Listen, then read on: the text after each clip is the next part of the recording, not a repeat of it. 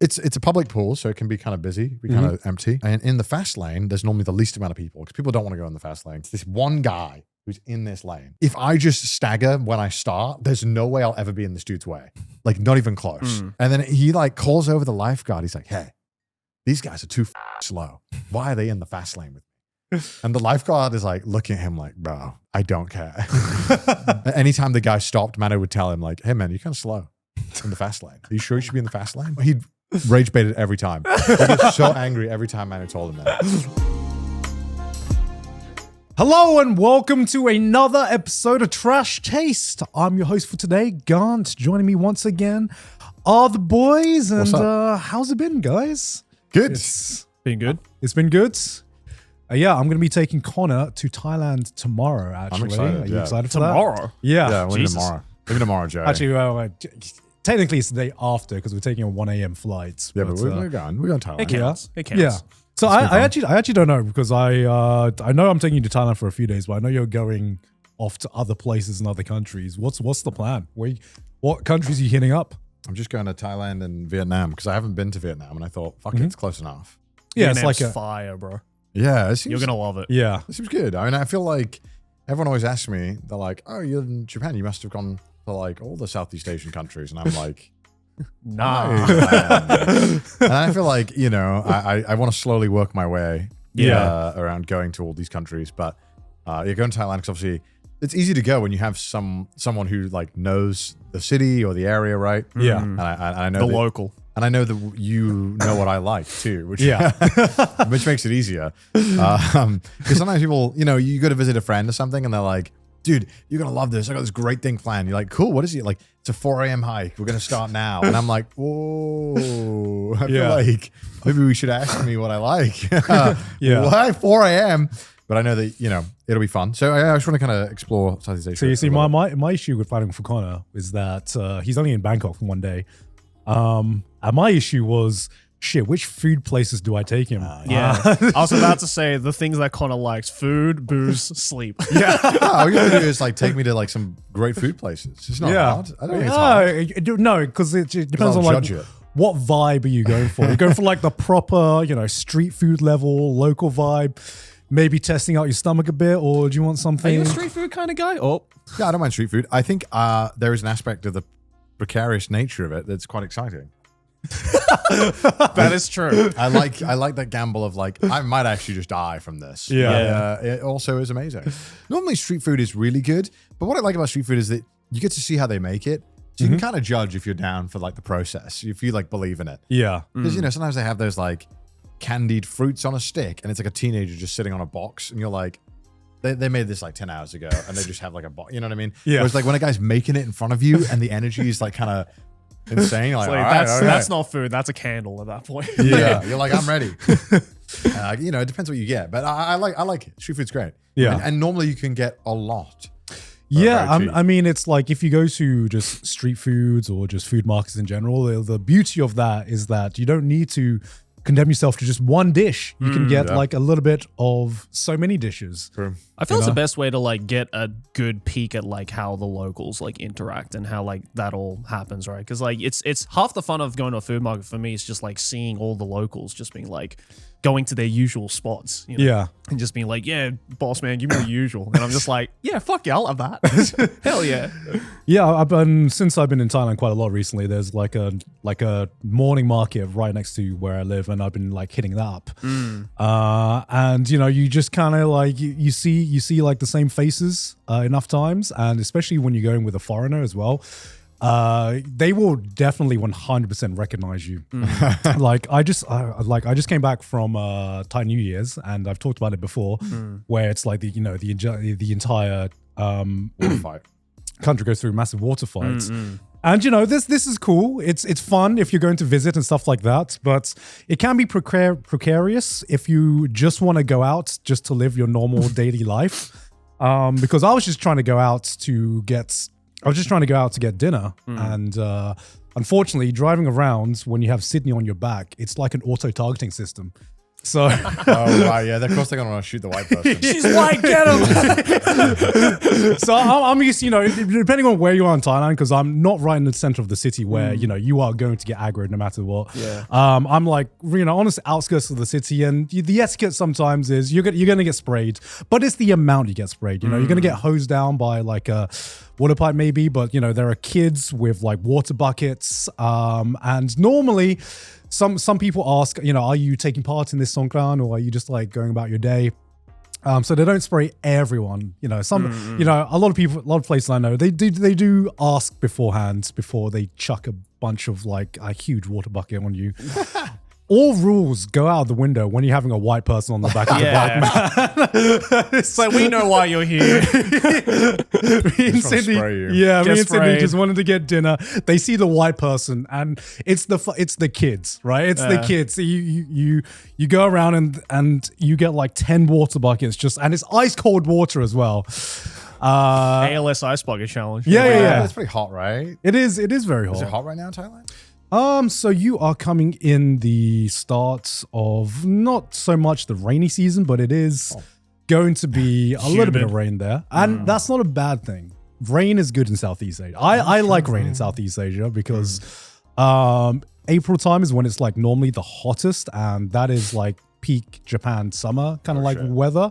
I like rain because as soon as it rains, it only rains for like an hour or two, and it like brings down the temperature for a bit, and it's actually kind of refreshing. It's nothing like British rain, Yeah, British rain is depressing.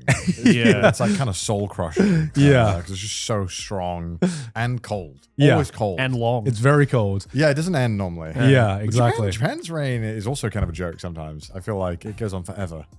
Oh, you think so? During rainy season, it does. So I guess normally. What is rainy season in Japan? I swear rainy season just doesn't exist anymore. I think it like is the gone. climate is so fucked now that like, because normally it's like it was like July, end of right? May. No, it's usually end June of May through to like mid-July. June. Yeah, June is the main part.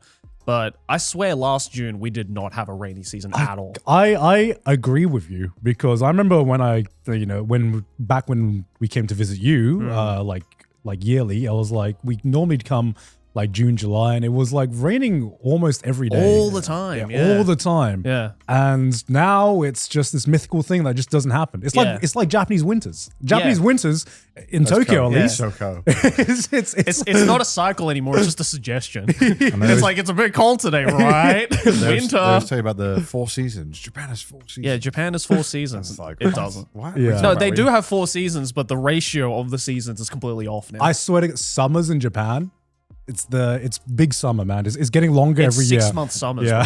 Bro. That's how it's become. It's like from May to like 6 months. October is fucking summer. Yeah. And then it's like, oh, you get a little bit of like autumn for like 3 days, and then it's like winter. Yeah. Shame, because it's like kind of like early May right now, and we're recording this. I don't know if I should tell that, but the weather is like amazing. Like going out, like there's a lot of restaurants that have like outdoor seating, which I feel like only appears for this like 1 week, because the rest of the year nobody wants to fucking sit outside. Yeah.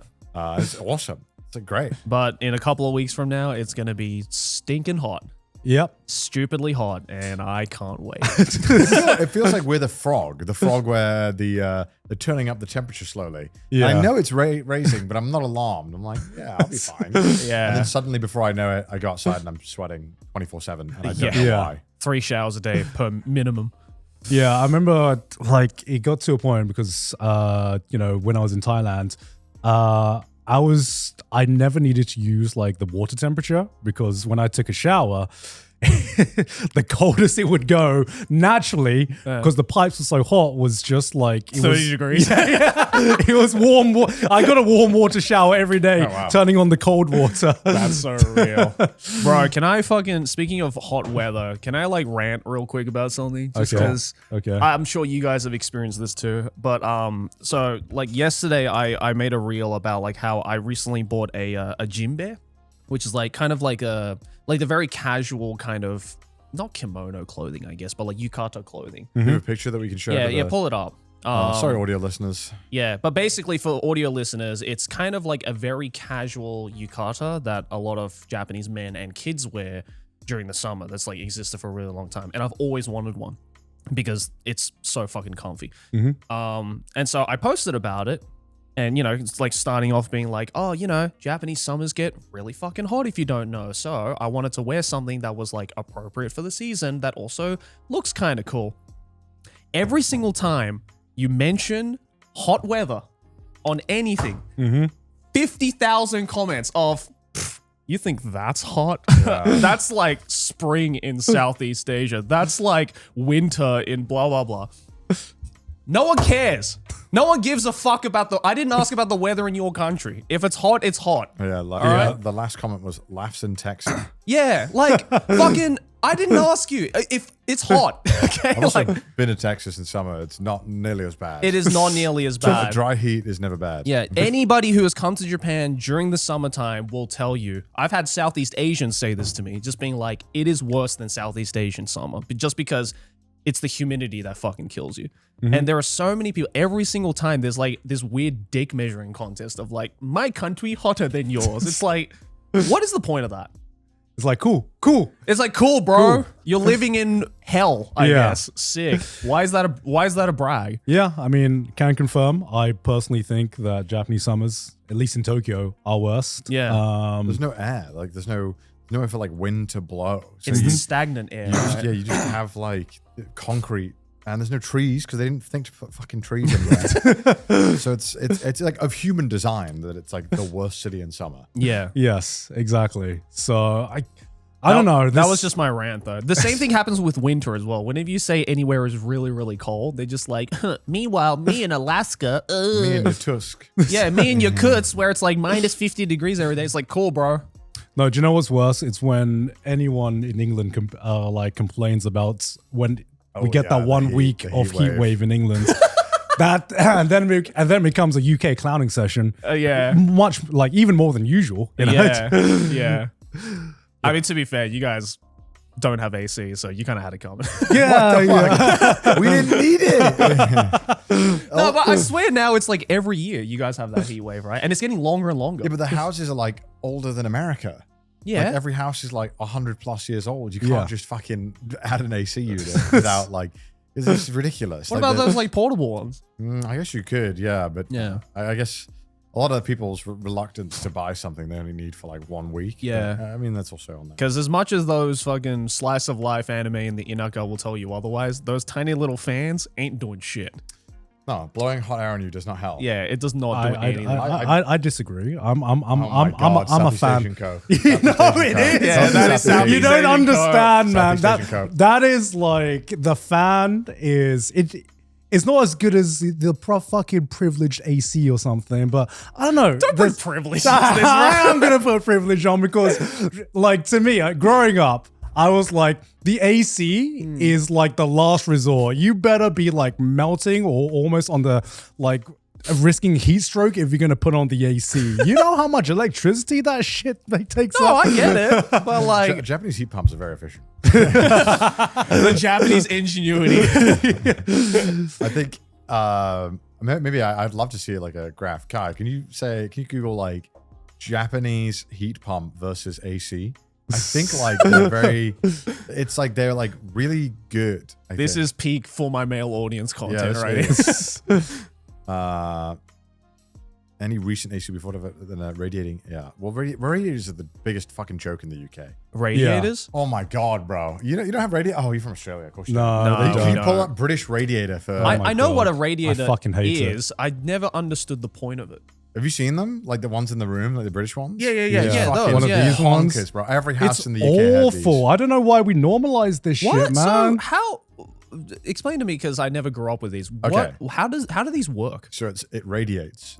Oh yeah, shit, bro. I got that. Basically, there's a like a hot like viscous oil that's going through it, I think. Right. And basically, you It use just gets hot. hot water to heat it up, Okay. and then it basically is like giant poles, and they can get really hot too. Yeah, because I've always looked at those in like movies and stuff, and I'm like, that just looks like a burn hazard.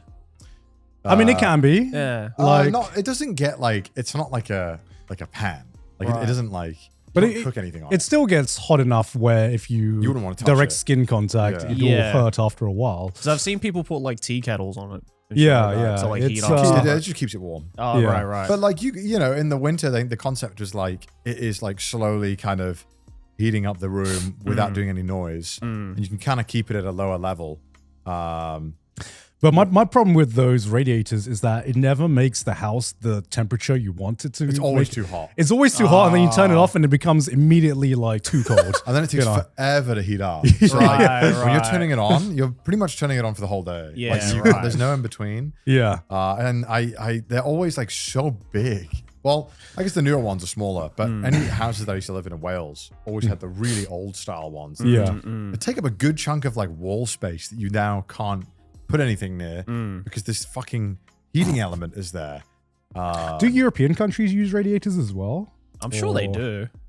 Don't know, actually. It's a good question. Yeah. I feel like I've seen them. Is it only the British that use Yeah. it?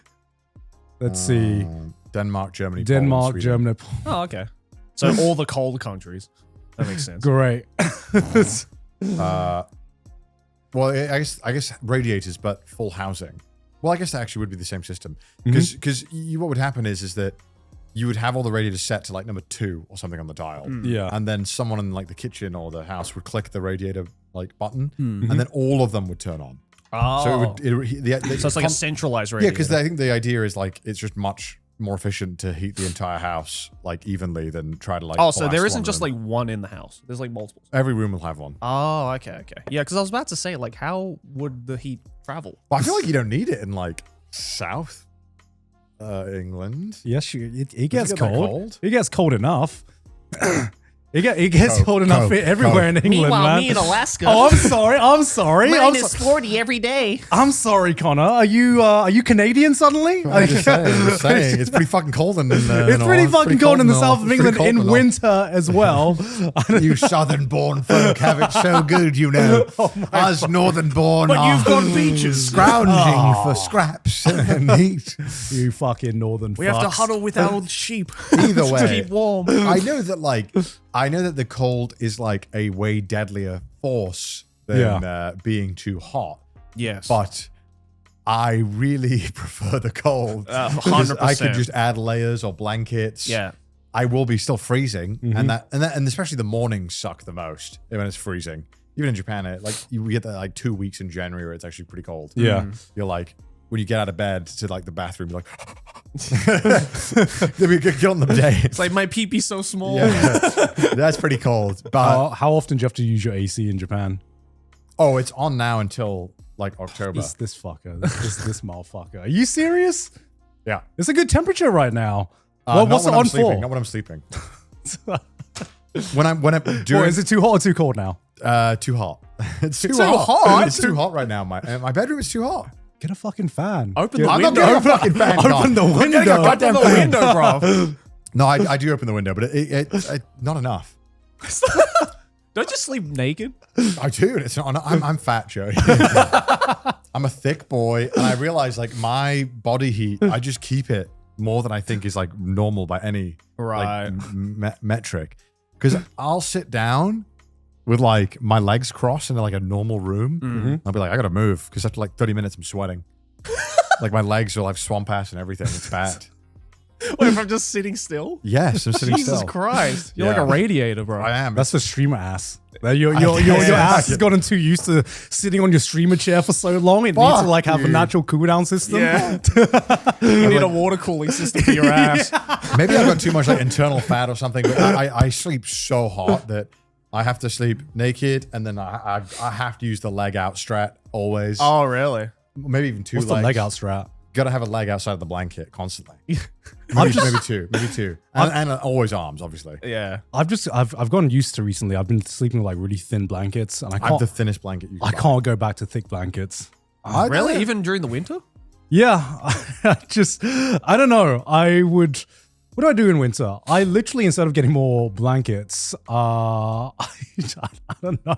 I just sleep on with like a jumper or something. I don't know. Even That's in insane. even in like the coldest winters, I will still sleep the same because I still run so hot that inside the bed will get quite warm within like 2 minutes. Yeah. So I don't ever make any I never put the heating on or anything.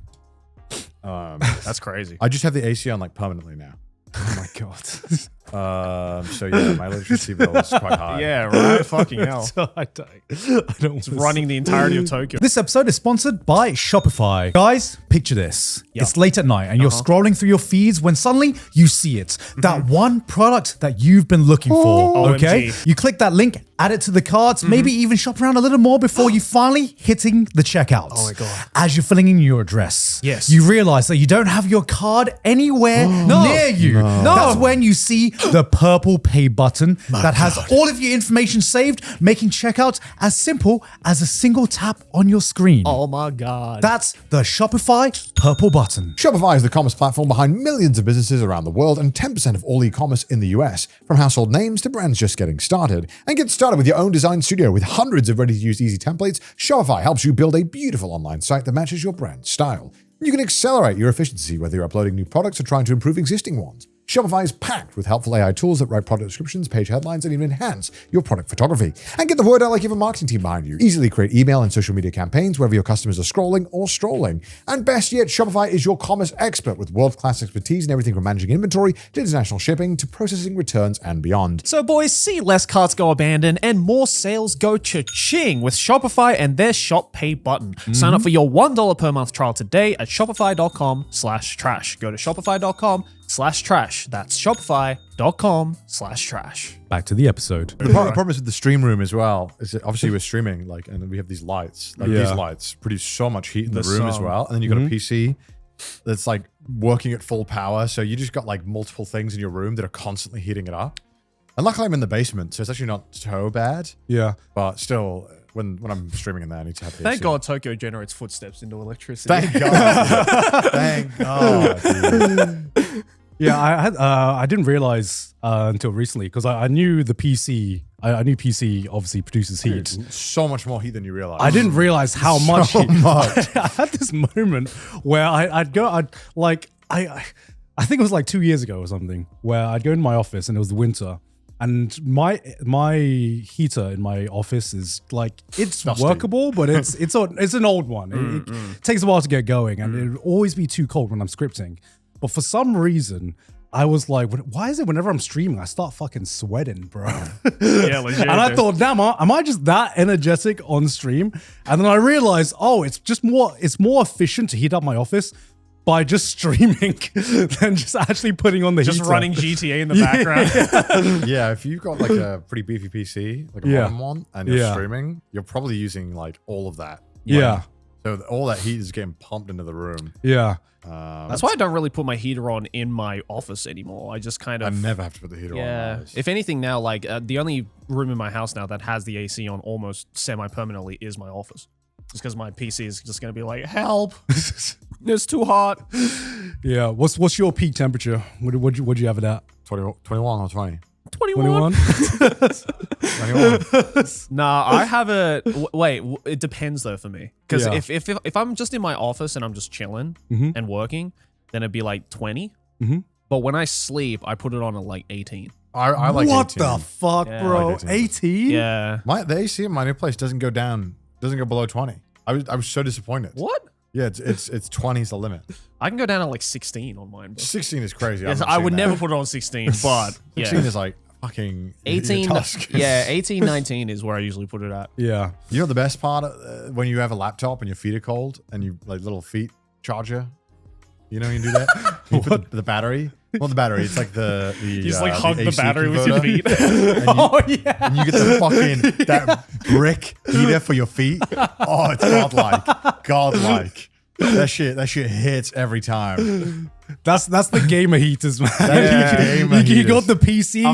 I'm not gamer enough to do that. I'm sorry. You got the PC to warm up the room and the little brick heaters. We both got the Asus Strix, which is like, it's ridiculous. It's like a $10,000 laptop. Is that the double? No, that's sick though too. Yeah. Yeah. That's the Duo. Yeah. Yeah. We just advertise them. But we have this one. It's basically a portable desktop. Damn. But the fucking like AC adapter brick is fucking huge. It's like this, and that shit gets so warm and toasty, and I always put my feet on it. It's so good. It's so good. Optimization. Yeah. Oh my God. But I also just came back from Hawaii When are you here? Yeah. I'm not this year. Yeah. You have not been here at all. You're only back for Trash Taste, then you leave again. Yeah. Yes. What the fuck? You're paying rent for a place. You're I'm literally back for 2 days, and then I'm taking you to Thailand, and then I'm staying for a little bit longer. And Jesus Christ. So yeah, I don't know. I've been definitely getting my air miles in. To be fair, it is most of the time I've been traveling this year has just been because of various weddings. Yeah, Everyone's getting married consistently. You're doing a wedding like speed run. Yeah. Thanks, Joey, for having your wedding, not abroad. No worries, bro. Appreciate it. Yeah. It's only in Tokyo. Don't worry. I don't have to take time off to be like, okay, guys, we're flying. It's a day trip. Don't worry. How was Hawaii? Because obviously we went 2 years ago? 3 Yeah. years ago? Has it already been that long? Yeah. Damn. I was wondering if my opinion of Hawaii would change after going for like an actual, like, not work trip, but just, a wedding and then actually spending time A vacation. there, like, with family and stuff like that. And unfortunately, it didn't change. I know we did go see more of the island this time. Right. So I think last time we just stayed in Honolulu. This time I explored like the North Shore and went to the other side of Oahu. Did you rent out the scooter again? No, I didn't this time. You didn't get a giant truck? We did get a giant truck. Yeah. We got a Jeep this time. Yeah. Wait, Yeah. well, actually, I've learned this. Americans get really upset when you call Jeeps trucks. They're like, it's not a truck, it's a Jeep. It's a 4-wheel drive. We got a Jeep and we basically drove all the way around the island. I didn't know. So the other side of the island, totally fucking different vibe to what we saw. I didn't know. We were driving through this through part of the north side, and Sydney's dad is, obviously he's like, okay, we gotta find a bar. Where's the next bar to stop off at? I need a beer. Yeah. And we went through the strip where we just kept stopping off at towns, and I was like, damn, there's nothing. There's nowhere to buy a drink here at all. And so we found out when we were up there that there is like one side or like a few towns that is Mormon owned. What? Mormon? Yes, yeah. In Hawaii? In Hawaii, in Oahu. Wow. Yeah, can you search it up? That's crazy. Oahu, yeah. We're a Mormon, long way from Utah. Yeah. The Church of Jesus Christ Saints of Latter-day Saints. Yes, the village. They purchased 6,000 acres in 1865. Yeah. Wow. So that part of the island is just completely dry. Yeah. I think I must have drove near here when I was with you, Kai. Maybe we didn't go this north. Yeah. Which part did you drive? Did you drive through? Because we kind of just like I drove don't know. all the way around. I've definitely never been that far up. I went north. to the nuts farm, the macadamia nuts farm. Oh, the macadamia nuts Did you go farm. there? We didn't go there. We stopped by the pineapple plantation. Got a bunch Oh, of the Dole. Yeah, the Dole ones. There we go. Yeah. That's where I went to. I think that's where we turned around. Yeah. So actually, you went way further. Yeah. Yeah. And honestly, one of my favorite parts of my second trip to Hawaii, we didn't really do this so much, but they do have a big like food truck culture there. Like going up north, there is like very, very little restaurants, but every time you were looking for food, you just go to like this compound and it's just like a bunch of food trucks like next to each other. And That's it's, to me, it's kind of, we talked about it's the Southeast Asian food markets. It's very, very similar to that. Yeah, the island vibe, right? Yeah. You just get the island sure. vibe and you just get whatever, little foods you want from like food trucks. And the thing I love about food trucks is that, it's a truck that is just focused on making this one thing, and that's all they worry Put about. all right? my skill points into this one right, dish. Yeah, right. Totally. Because I've definitely been to like some restaurants now where you go, it's always a bit sus where you go to a restaurant, and if the menu is like that thick, you're like, what's going on here? It's a wrap. Yeah. There is one piece of gold in this field of rocks. Yeah. There is no way you have all of these ingredients prepared for all of these different dishes, and it's all going to be as good as each other. 100%. I do like the food a lot. Yeah. I think the coffee I remember being exceptional as well. the Hawaiian coffee, but it's very expensive. I mean, everything's expensive, right? Yeah, they grow like Kona coffee, I think it is. Mm-hmm. That's like the really expensive one. I mean, I think I went to the roastery. It was so good. Yeah. But I've never paid so much for a cup in my life. I mean, everything on this island, because we thought we was going to get cheaper as we went out of Honolulu. And I was just like, God fucking. No. I remember seeing a bunch of signs being like, basically like people were obviously rightfully upset that it'd been gentrified so much that no one could afford to live there anymore. Yeah. I remember seeing that constantly when we were driving up. Yeah. It honestly, driving around, it did make me want to retry surfing because there were, in Thailand, there's like a lot of beaches, but people don't normally go there to surf. Whereas every beach we stopped up with in Hawaii, I swear there was like, surfers paradise everywhere. And just some of the waves, especially like north side, which is, where they get like some of the biggest waves. It's just, I don't know. I've never seen a wave that curls down so perfectly, consistently. And I'm like, oh, this is the golden ratio. Yes. I totally get what you mean. Yeah. I was just like sitting there for, I think like half an hour to an hour, just watching. It's just watching these waves make that perfect circle. And I was like, this is very satisfying. And I'm not used to these kinds of waves. Yeah, hell yeah. Do they get those kinds of waves in Australia? Because I know it's big in Australia as well. Yeah, we get a lot of. I don't remember exactly which beaches because we have like literally thousands of them, but some of the ones up in Surfers Paradise in the Gold Coast get like the most insane waves I've ever fucking seen. Where it's just like anyone you would look at that and be like, oh, that's a mission. Like I would not want to be in that wave whatsoever. Yeah, the wipeout in some of these would knock some people out. But surfers are just like, yo, sick dude, and just fucking go in, right? See, maybe it is totally my it is totally my ignorant brain where I'm like, how dangerous is surfing? How dangerous can a wave be? Pretty fucking dangerous. And then I didn't realize until seeing it in person how big these waves get. I was like, oh shit, this is going to hurt. I think anything in the ocean is like inherently a bit dangerous, and then also you add being thrown around by waves. And when you surf, sometimes you're like, you get thrown, you pop up, you're like, oh, I'm not where I thought I was. Yeah. I've also drifted like 200 meters. I need to I need to walk back. And also, every time you get knocked out, on your surfboard, right? Like you have the surfboard attached to your ankle. So there's just this big piece of fucking, styrofoam that's just like whipping around near your head. God, the amount of times you can just get like knocked by it. Yeah. I think I went out one time. I do remember it like, sometimes shoots out, right? Yeah. I remember it like fucking shot out, yanked my leg, came back and smacked me on the head. Yeah. I was like, fuck this. Yeah, it hurts, bro. Fuck. It's fun though.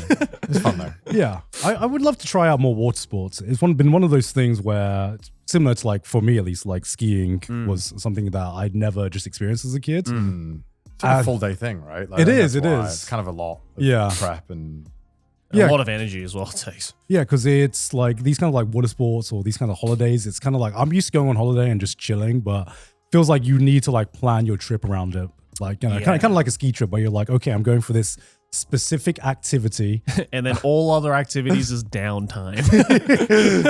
I love water sports. God, like have you guys ever like water skied before or what do they call it? Jet ski? Jet ski. No. You mean wakeboarding? Yeah, wakeboarding. Yeah. I've done it once. I have done wakeboarding. What's it like? Scary. It's hard. It is really hard. I did it in my Okinawa video, I think. And it was the first time I'd ever done it. And dude, it was so sketch because we were just like under the highway in like some kind of like what's it called when there's like a not a gulf, like a little like a circle area in like a bay. Like a bay. But it felt like I was like the water was so deep that I had no way of being able to like touch the bottom at all, which is fine. But when you're kind of like strapped to a board and tied up, essentially, you're like, a little bit scary. Just getting dragged around. Anything like snowboarding? No, it's nothing like anything I've ever done. Because you can't control your speed. Yeah, and the hardest part, and she was trying to explain this to me in Japanese, but I was also like getting waterboarded essentially. Because every time I failed, I'd get fucking dragged through the fucking water. But then obviously you let go, so then what ends up happening when you fail it is that you're just kind of floating with your legs fully attached in. Yeah. Oh shit. So that's me doing it, but you can see I'm like, my form isn't the greatest. Yeah, you'll lean really far back. Dude. Oh shit! And what's crazy is that it looks like really like whatever, but when you're doing it, it's actually so fucking painful. Yeah. Because the first thing that happens is that your arms get that's me. Your arms get like fucking yoinked. So like they pull you right away like that. And it's just like a feeling. Yeah, and so there's like two things that happen. You have to lean so far back and fully like lock in your legs to tank that hit, or your arms get jerked and you, like fully like really hurts your shoulder and elbow. Did Chris not take part? No, Chris did not want to try this. I would have paid Chris to do this. But then like I kind of got okay at doing it, but holy shit, the amount of force it took to stay up was like so uncomfortable and draining. Yeah. Like just to like stay up and getting it working. It looks so effortless when you see people do it on YouTube. Yeah. But it's fucking awful. Yeah, people like seeing people do like flips and shit on it. It's so cool, but the one sport you should try if you haven't yet, water sport is I don't know what exactly it's called. It's the one where it's like the water jet boots. Oh, I did that too on this video. You can show Do you it. know about jet that? boots? No. It's basically this contraption where you essentially have these fucking boots that have water jets attached to the bottom of it, and then you can stand up out of the water. That is so fun. Once you get the hang of this, which looks like that's just a hoverboard. Yeah, dude, it is an unreal feeling. Yeah, it's basically like it's a hose attached to the jet ski. Yeah. And he basically like revs it so that all the water like goes through this pipe. Right. It was quite good. It was kind of annoying because I remember when I asked him, I was like, "Can you just fucking set this thing to max so I can go?" Yeah. And he didn't do it until like the very end. Yeah. It was pretty easy to like bounce on it if you're kind of okay. You just So Iron bouncing. Man in that one. You know? Yeah, it's pretty good. Pretty fun. You do feel like Iron Man. It's kind of dope. Yeah, Chris was not so good at it. He Well, this is his second time he's done it. He went like, And he was like, ass. yeah. Unfortunately, he's not so good, but it is quite fun. But the gimmick kind of wears off after like 5 minutes. You're like, okay, I'm tired of this now. Well, have you seen those people that have like literally like made hoverboards or shit, like just attaching like jet engines to like boards or Have you seen People are weird. hydrofoil? No. You seen hydrofoil? What's that? Oh fuck, that's the coolest one.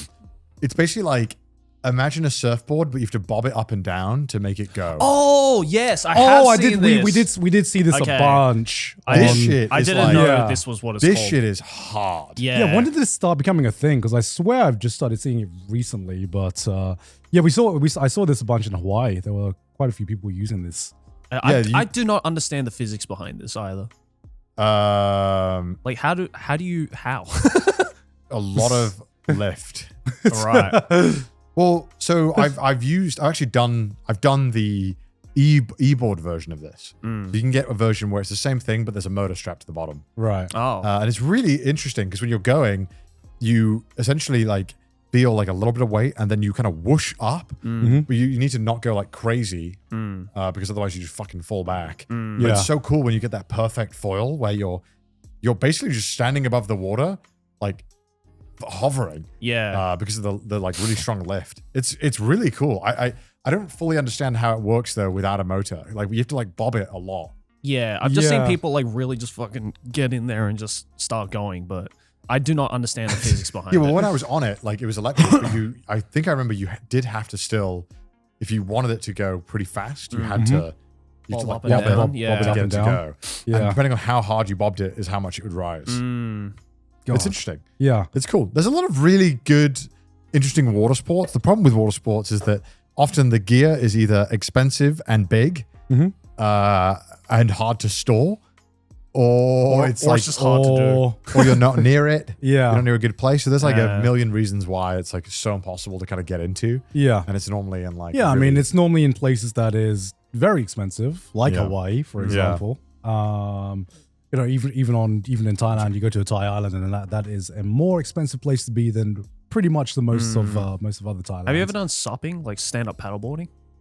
No, what is that? paddleboarding's pretty fun. Yeah. It's pretty Oh, chill. Yeah, just stand-up paddleboarding. Oh yeah, I've done paddleboarding. Yeah, it's yeah, pretty yeah. chill. Yeah. That's, Just a bit- that's super fun. Feels a bit too slow. I'm like, That's can just- something That's happen? chill though. That's like a Yeah, chill it's chill, thing, it's you know. chill. Yeah, it's a chill thing, and it's easy to get into as well. I like kayaking a lot. I'm a big kayaking fan.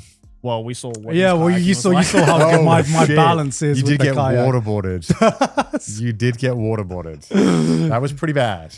Look, it God was needs a little more shoulder and arms. trial by fire. You know. Yeah, yeah. You know. Would you do it again though? I would do it again. Yeah? You know. Hell yeah.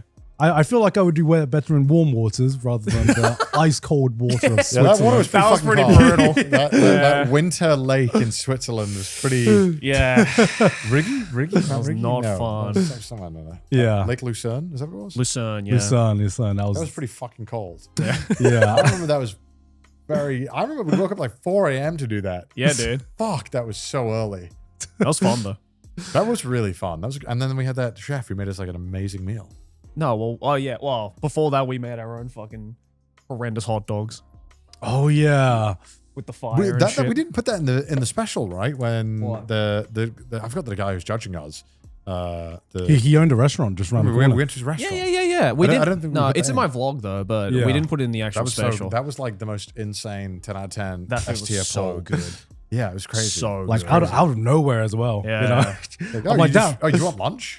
What? It's like, I got you. Yeah, okay, fuck yeah. That was the best thing in my life. Hell yeah. Oh. This episode is sponsored by the Vessis. Boys, if you've been a fan of Trash Taste for the longest time now, you'll know that there is only one thing that we use to wrap our tootsies in. That's Vessis. You know why? Because it honestly works for any occasion, any time of the day. Rain, sleet, snow or shine, weddings, parties, hiking, you name it. Vessis has got your feet nice and snug. I don't know if a perfect shoe exists, but if it did, it'd be the Weekender, ladies and gentlemen. my God.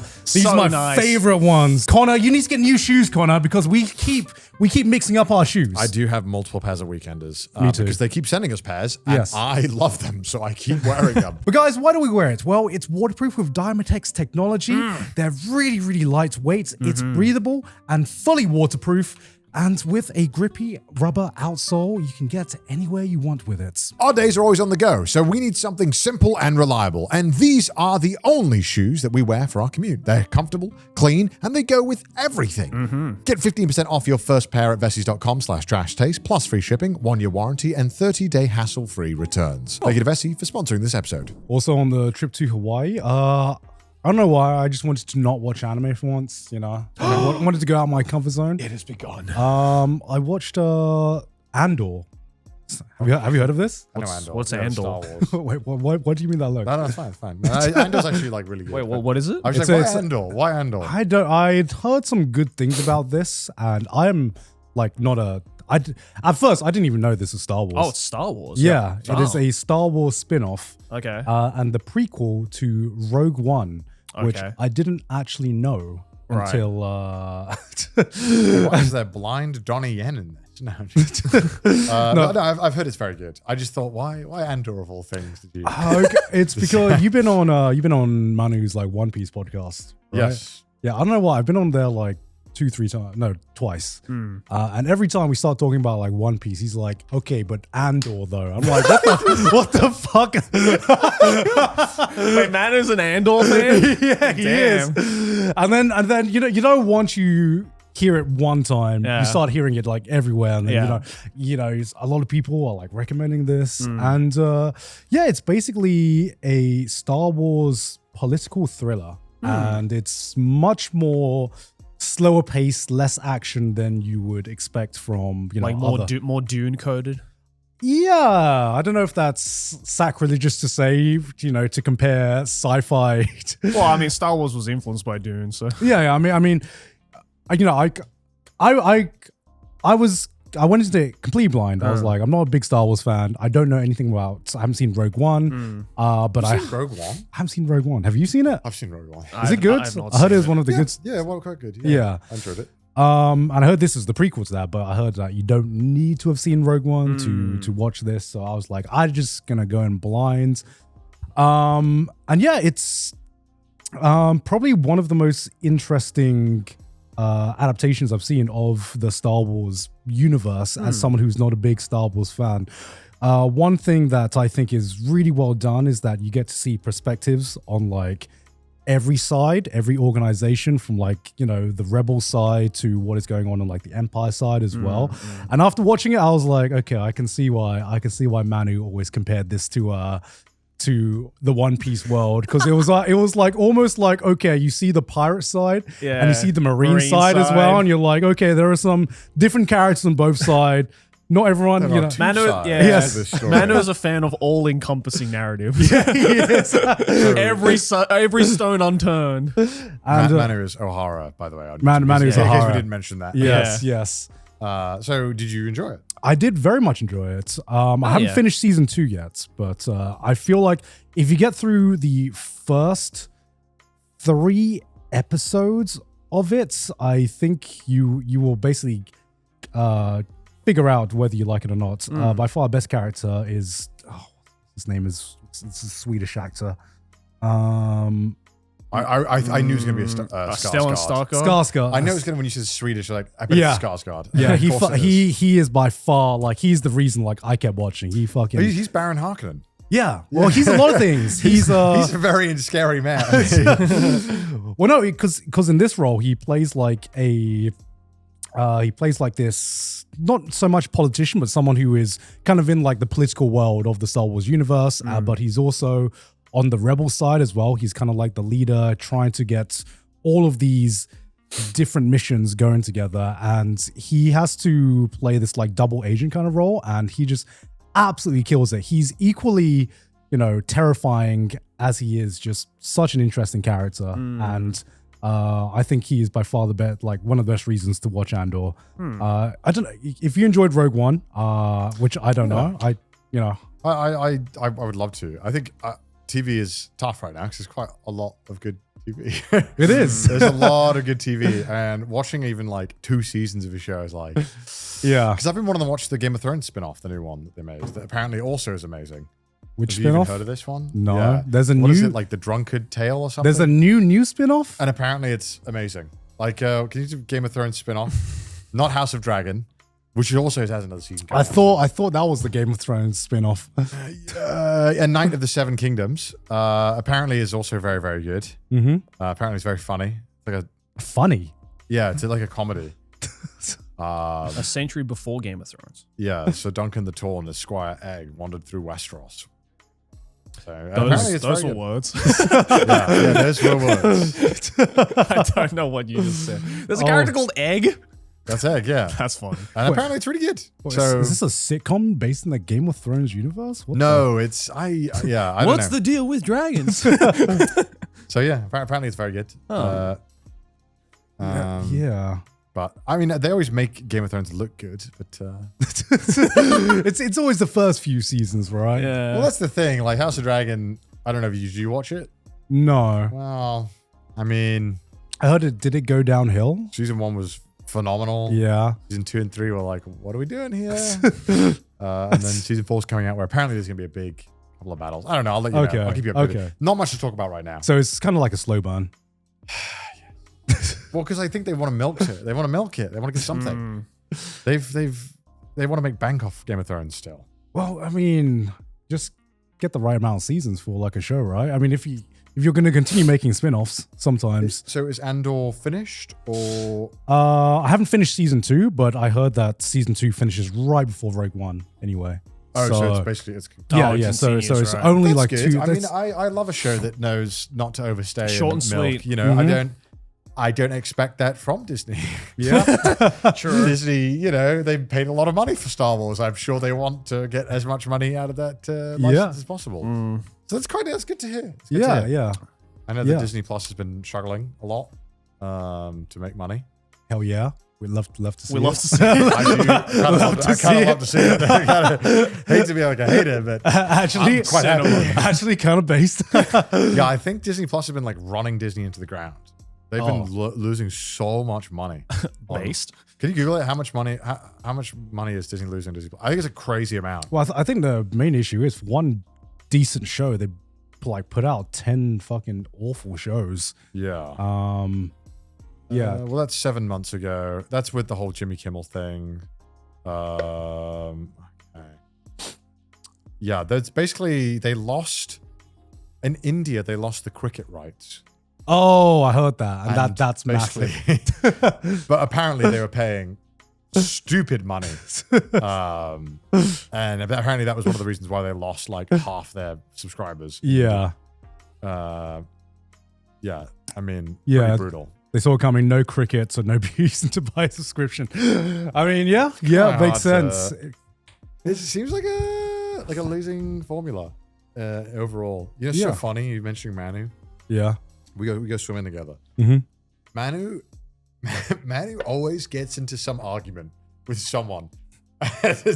He's so German. He gets into some debate. I think like the first time we went, Manu wanted to wear flip-flops in the pool. Yeah. And then they were like, you can't wear flip-flops. But Manu's like, it's disgusting. The floor, I could get like, what are they called? You mean in the water or just around the pool around side? the pool. Okay. You're not allowed to wear flip-flops in the Japanese pool. And then he's like, What? Yeah, you're not allowed to wear flip-flops around the pool. But it's gross. Hey, look, I'm not saying it's wrong or right, but he's like, you know, he's German. He's like, and then he's wearing his This like is bullshit. he's wearing like a smartwatch, and they come over, they're like, you got to put a cover on that smartwatch. Which I don't know the fuck that means. Initially, I just saw what it meant because I finally saw someone with the cover in a pool in Japan. Yeah, it is basically a condom. Like it is this thick rubber thing that you have to like put over your arm that goes over your smartwatch. They know they're waterproof, right? I know. It doesn't make any damn sense because it's Japanese rules. Jesus Christ. And then he got told off because one of the other people who was swimming snitched on him for having a ring on. Because he had the Aura ring. He's like, well, if I can't track it with my watch, I'll track it with my ring. And then fucking another person swimming next to him snitched on him to the lifeguard. Oh my God. This guy's like 40, by the way. Get alive, bro. Sometimes in a lot of the pools in Japan, when you're swimming, they have lanes. They have like speeds. So they have like beginner. So they have one beginner, two slows, two mediums, and a fast. And occasionally, because we go every week and there's always different people, there's just some people get really upset about like, are you going the speed they think you should be going? But because there's no speed like number or limit, right? It doesn't tell you how fast you should be in the fast lane. Yeah. It's kind of like a vibe thing where it's like, hey, you feel like you're going kind of slow, just go in the slow lane. Or if you're feeling kind of like you're not going fast, but you know, you don't want to go in the fast lane, go in the medium lane. Yeah. It's kind of a vibe thing, but some people get like really upset when you're slower or faster than them. They're just mad that they're getting waterlogged. So sorry, I'm fucking swimming faster than you, bro. So I think there's a guy in the medium lane, and this is like a very Japanese way I think of thinking, is that he didn't think he was fast enough for the fast lane, but he should have been in the fast lane. But instead what he does is he like kind of lashes out at everyone who's too slow in the medium lane. And it's like, he's like, everyone, there's two medium lanes, by the way. So you can actually just compare how fast they both are kind of going. Yeah. So you kind of see that like, hey, yeah, you should probably be in the fast lane. But some people don't want to be like the slowest in the fast lane. Right. So it's all this kind of like weird thing. And ultimately, none of it matters because you can also just like, it's okay to wait for a second and like be behind someone. Yeah. Anyway, so Manu would get this guy would always like tell Manu to leave. And Manu would be like, no, I'm not leaving. And then we went last week, right? This is crazy. I'd never seen this before.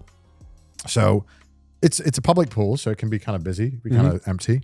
And in the fast lane, there's normally the least amount of people because people don't want to go in the fast lane because you have to be fast. Yeah. And most people are not like crazy, you know, they just want to go for a swim. And it's this one guy who's in this lane. And the medium lane has 4 people, the other medium lane has 5 people, and every other lane has like 4 or 5 people. And I'm like, okay, fuck it, I'll go in the fast lane. I'm like, even if this guy's fast, it's like, if I just stagger when I start, there's no way I'll ever be in this dude's way. Like, not even close. And I'm doing it. And he's not even, like, he's fast, he's slowly catching up to me. And every time he gets close to me, I just wait and let him go past. Yeah. Right? And then as I come back from one, Manu's come over in the lane with me, and he's like kind of behind. But it's a really like long pool, 50 meters. Yeah. So like, for you to be in someone's way, you would have to be so fucking slow. So anyway, whatever. I'm staggering it, and I finish after this guy. I'm about like 10 meters behind him. So, you know, like not that much. And then he like calls over the lifeguard. He's like, hey, these guys are too fucking slow. Why are they in the fast lane with me? And the lifeguard is like looking at him like, bro, I don't care. It is a 50-meter pool. Yeah. You can just, they're not in your way, bro. Yeah. And he's complaining though. And I'm telling him, I'm like, bitch, I'm right here. I'm like dick to dick out. We were in the pool. I'm sitting right next to him like here. I said, hey, sorry, man. The other 2 lanes are busy. I'm also not in your way. And he just ignores me and carries on swimming. I'm like, these fuck. fuck, man. So annoying. And Manu was, anytime the guy stopped, Manu would tell him like, hey man, you're kind of slow in the fast lane. Are you sure you should be in the fast lane? And he rage baited every time. He gets so angry every time Manu told him that. Bro, that is a toxic lobby IRL. Yeah, legit. It's like, get good, scrub. It was very obvious the lifeguard had dealt with this dude's shit before because the moment he like sumo send him, he was like, I don't want to talk to you. Like, he was like, don't fucking with this shit again. Because the lifeguards there are so fucking nice, and all of them like speak fluent English for some reason. I don't know why. One of them was like, yeah, I used to work for BA. I was like, this is quite a big job swap. Yeah. But yeah, they're all really nice. And then so this guy, they hate him. There's a lot of odd people. I guess that's what happens when you go to like public spaces and you share with people. You just have to. Some people are just really odd. Yeah. But then you meet other people and they're really nice. I met this one woman there, and she was really fast. And she didn't mind that I was like slower than her. She didn't flare. And she was like, oh, what are you guys doing? I was like, swimming. Just hanging out. Yeah. She's like, are you training for something? I was like, yeah, I'm thinking of maybe doing like a triathlon or something. And I was like, what are you doing? She's like, I just love swimming. The way she said it was like so like deep. I was like, oh, cool. She's like, yeah, I'm going to Hawaii next week. I was like, okay. She's like, to swim. And I'm swimming there. And I believed her. Like, I believed that she's only going to swim. I don't think she's going to do anything else. I think she's literally going there to swim. Because there was no like, I'm going on vacation. Yeah. She mentioned, I love swimming. I'm going there to swim. I have one goal in mind. She might have even swam there. I don't know. She's swimming between the islands. You know what I asked her? I was like, what do you do for work? Because she was from Osaka, so she was super chatty. Yeah. And every single lap, like she was gapping me, and I was like, and then she would just start chatting immediately, and I was like, holy fuck, I'm dying to keep up with you. And she's like, I was like, what do you do for work? She's like, I'm a swim teacher. I was like, holy fuck! I've met a real life fish. This is what fish would look like if they were human. You take her out of any body of water, she just has a mental breakdown. She's like, "Where's the water? I need to swim." She was so cool. I've never seen her ever again. So clearly, she's just like trying every pool. Maybe like, you know what? I vibe with that. You know, she clearly loves what she does. Yeah. Respect. Clearly has revolved her entire life around this one thing. Yeah. And loves it. She's living the greatest life. I felt such a peace when I spoke with her. I could tell that she literally only wanted to swim. There was literally nothing else that even appealed to her. It was fascinating. And then I was like, the whole time I was talking to her, I was thinking about like what sandwich I was going to eat after this, because I was dying after doing all the swimming. What are you going to eat? The pool water. She's been really fun. It's just such a funny environment, and it's been really unusual going to like a public pool and kind of interacting with people more. It's been really interesting. Is it an indoor or indoor pool? Yeah, it's indoor. It's indoor. Yeah. I think most pools are indoor. That's true. You know, one thing I will say, Japanese pools are really warm. Like for a pool where you're trying to like swim a lot, it's kind of a lot warmer than I thought it would be. Well, yeah, it's because so many Japanese people are older, and so they're more susceptible to the cold and stuff like that. In Japan, it's just a few degrees warmer, especially in like the winter. They always crank up the heater. Oh my God, it's 28. Just a few degrees warmer than what is comfortable somehow. Yeah, I don't fucking get it. I went to a mall the other day and they were cranking the fuck out of this heat, and I'm like, dog, it's 25 outside. It's May. It's May. You do not have to crank the heat. It is. I'm in a t-shirt. It's plenty warm enough outside. Yeah, I don't know how some of the taxi drivers do it. You go in and it's like a fucking oven. Oh my God. You can roast a chicken in there. I swear to God, man. It's like, you're a reptile, bro. Yeah. It's like, there's no way. I got in the taxi yesterday, and then the door, like the sliding door, it like fell off. I didn't touch it yet. I was like, I did not touch that. That was not me. I don't know what you said that was me. It like fell off. And then he came out, and I thought, oh, fuck, this is bad. But it's so obvious that this happens every time, because he got out, looked at it, and like started fucking slamming it and like shoved it into place and was like, dozo. It's like, what the fuck? He definitely hit the car with something and it fucked up the rail or whatever. I don't know. But he was normal. He was used to it. And I was like, I'm not paying for that. Happens all the time. Fucking hell. Speaking of Manu, I did also catch up to One Piece recently after 3 years. I'm now caught up to the One Piece manga. Oh yeah, how's that? Yeah. Is it peak? When are you guys catching up? You guys are behind now. You know, you guys. I've been behind. Yeah. I'm ahead of Forever. him, but not by Yeah. much. Some, Why don't you spoil more for me, guys? some people would call you a lapis tourist. in this day and age. Oh, you're a One Piece fan? You're not even caught up? Tourist. I'm a One Piece tourist. My bad, gang. I don't own a PSA graded fucking manga. Okay, I'm a fake fan. I love Luffy D. Monkey. He's my favorite character. He's my favorite character. Oh my god. No, actually, it was because of that whole debacle where I was like, I should catch You up can't to- be a tourist. Yeah, you can't be a tourist anymore. I don't know. It's so weird in this day and age because obviously, you know, anyone who watches Trash Taste would know that we've been watching anime for quite a while. But nowadays, I don't know. It feels like in a modern day and age, if you have to be like a fan of one thing, especially if it's like a mega, if it's like a mega IP like One Piece or JJK or something, you need to be in. Yeah. You know. If you're not a mega fan, you're not a fan. You're Yeah. a tourist. You're a tourist. 100%. And in that case, I am 100% a One Piece tourist because I've read all of One Piece. I like One Piece, and I thought I was a One Piece fan. But man, seeing some of like the modern fan base, I was like, holy shit! You know, I would call myself more of a casual fan. you know? Yeah. I don't, there are some people that know like that can recite every single detail of like the lore and stuff like that. And I'm like, brother, I can't remember what happened like 4 arcs ago. Yeah. You know, you're gonna need to remind me. It's been 4 years since I caught up to One Piece. Just Yeah. feel like I've forgotten more mangas than you've read. You know what I mean? Yeah, Yeah. for Like sure. I just personally like to just enjoy a lot of series on different types of media as opposed to going all in on one. I mean, I did that with JoJo for a while, and that was I enjoyed it, but I still haven't read. You haven't read 9. Part 9 yet? No, Fake fan. Fake fan. big fan, tourist. I'm caught up. This video is sponsored by ExpressVPN. Joey, are you flying a little low today? What?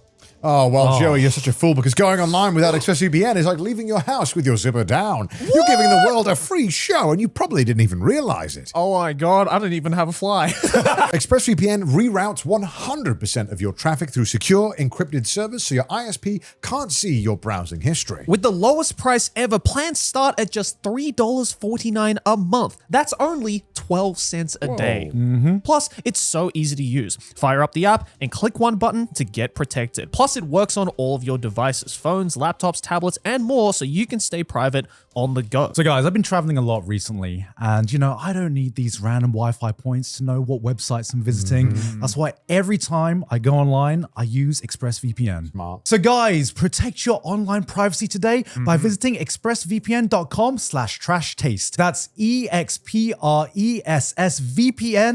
expressvpn.com/trashtaste to find out how you can get up to 4 extra months. That's expressvpn.com/trashtaste. Back to the episode. Did you see the fucking JoJo meme? The one that's made a fucking... You know, Which one? the fucking get in the car one? Oh, I don't think Have so. you not seen this? Wait, an actual new There's JoJo a new meme? JoJo meme. Oh my There's a new god! JoJo meme. We're so back. We're so back. Holy shit! This has been literally blowing the fuck up. This is everywhere. Fuck. click the fucking, I don't know. Get in the car. Yeah, Get in the car. Look, because the whole meme is like, what the fuck is this clip that we all just glazed over when we're watching the show? Right. Can you go? Wait, play the YouTube video. Play the YouTube video, I guess. This is We're leaving this town now! Ah, what the? Impossible! This isn't the car! No! Max! Everyone, get in the car! We're leaving this town now! Ah, what What the? the fuck? Impossible! This isn't the car! this is the meme. Everyone get in the car, air fans. I completely do not remember This this is like scene. You know, and everyone and people were like, I bet it's because the English is so goofy. No, Yeah. the Japanese is literally one for one. He's saying the same thing. Yeah. Like it's just that goofy and weird. Like the scene is just so dumb. I don't remember that at all. What part because is that from? because it's from fucking part 5? No. Part 3. Yeah. I mean, that just looks like a normal JoJo scene, if I'm being But honest. it's fucking blowing up because it's ridiculous to someone who hasn't watched JoJo. But to me, I'm like, this is the most normal thing ever. Yeah, totally. I was like, that's out of all the JoJo memes to get to blow up, that's probably one of the most normal. I think it doesn't help that that clip in English does sound a bit goofy in English. Yeah. But in yeah. Japanese, I think it doesn't sound goofy to people because they don't speak Japanese. Yeah. It's just as goofy in Japanese. Yeah. mean, what's wrong with that? That's been the new JoJo meme. He thought it was a card, turned out to be a fence. Damn, Happens. we had like we've got one new meme. And actually, no, do you count like the Netflix Part 7 meme as like a meme? Well, I guess. I mean, that came out of just absolute suffering. That's a tragedy coaxed as a meme. You know what I mean? Like, we memed to cope with that one, but it's not a meme by definition.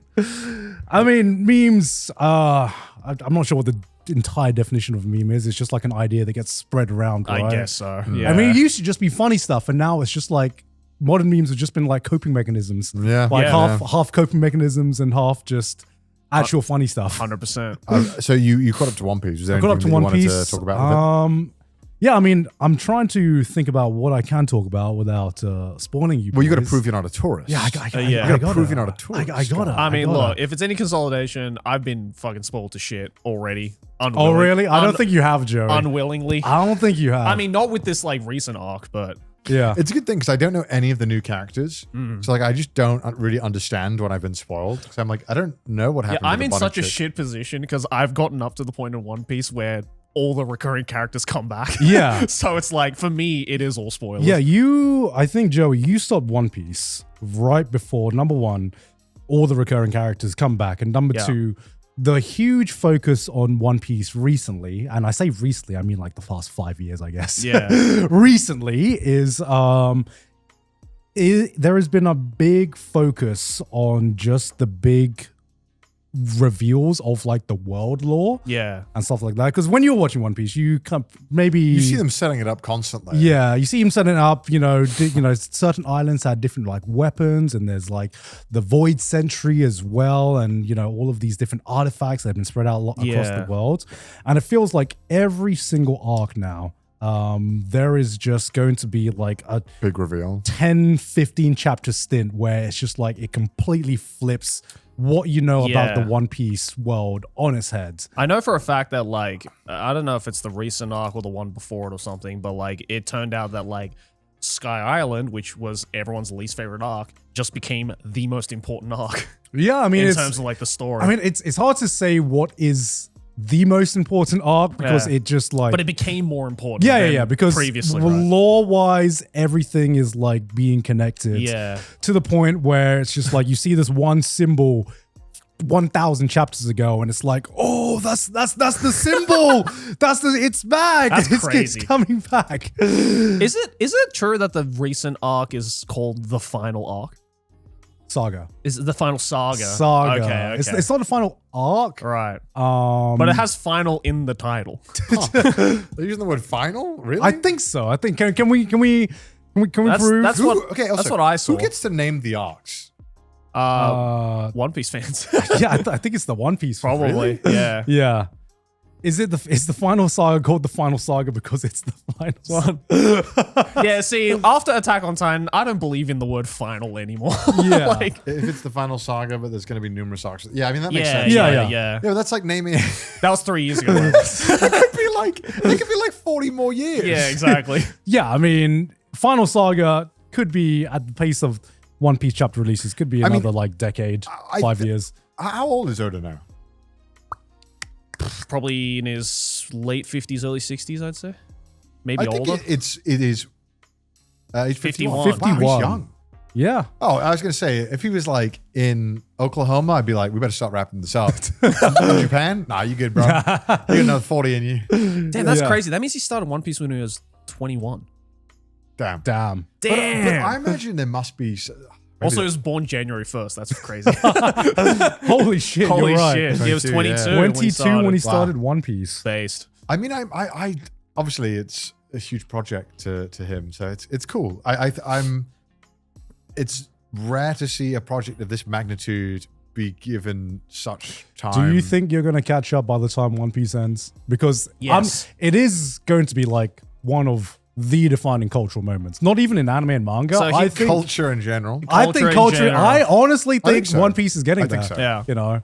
The thing is, I have all of the volumes at Yeah. home. Like Yeah. I'm consistently buying the new volumes, just waiting for like the 2-week stint where I do absolutely nothing but catch up to One Piece. Yeah, I think if I knew that the end was like actually like within a year, Yeah. I think that would be the kick in my ass to Yeah. actually Yeah. just sit down. Because and I read it swear to God, all and become a true tourist. Yeah.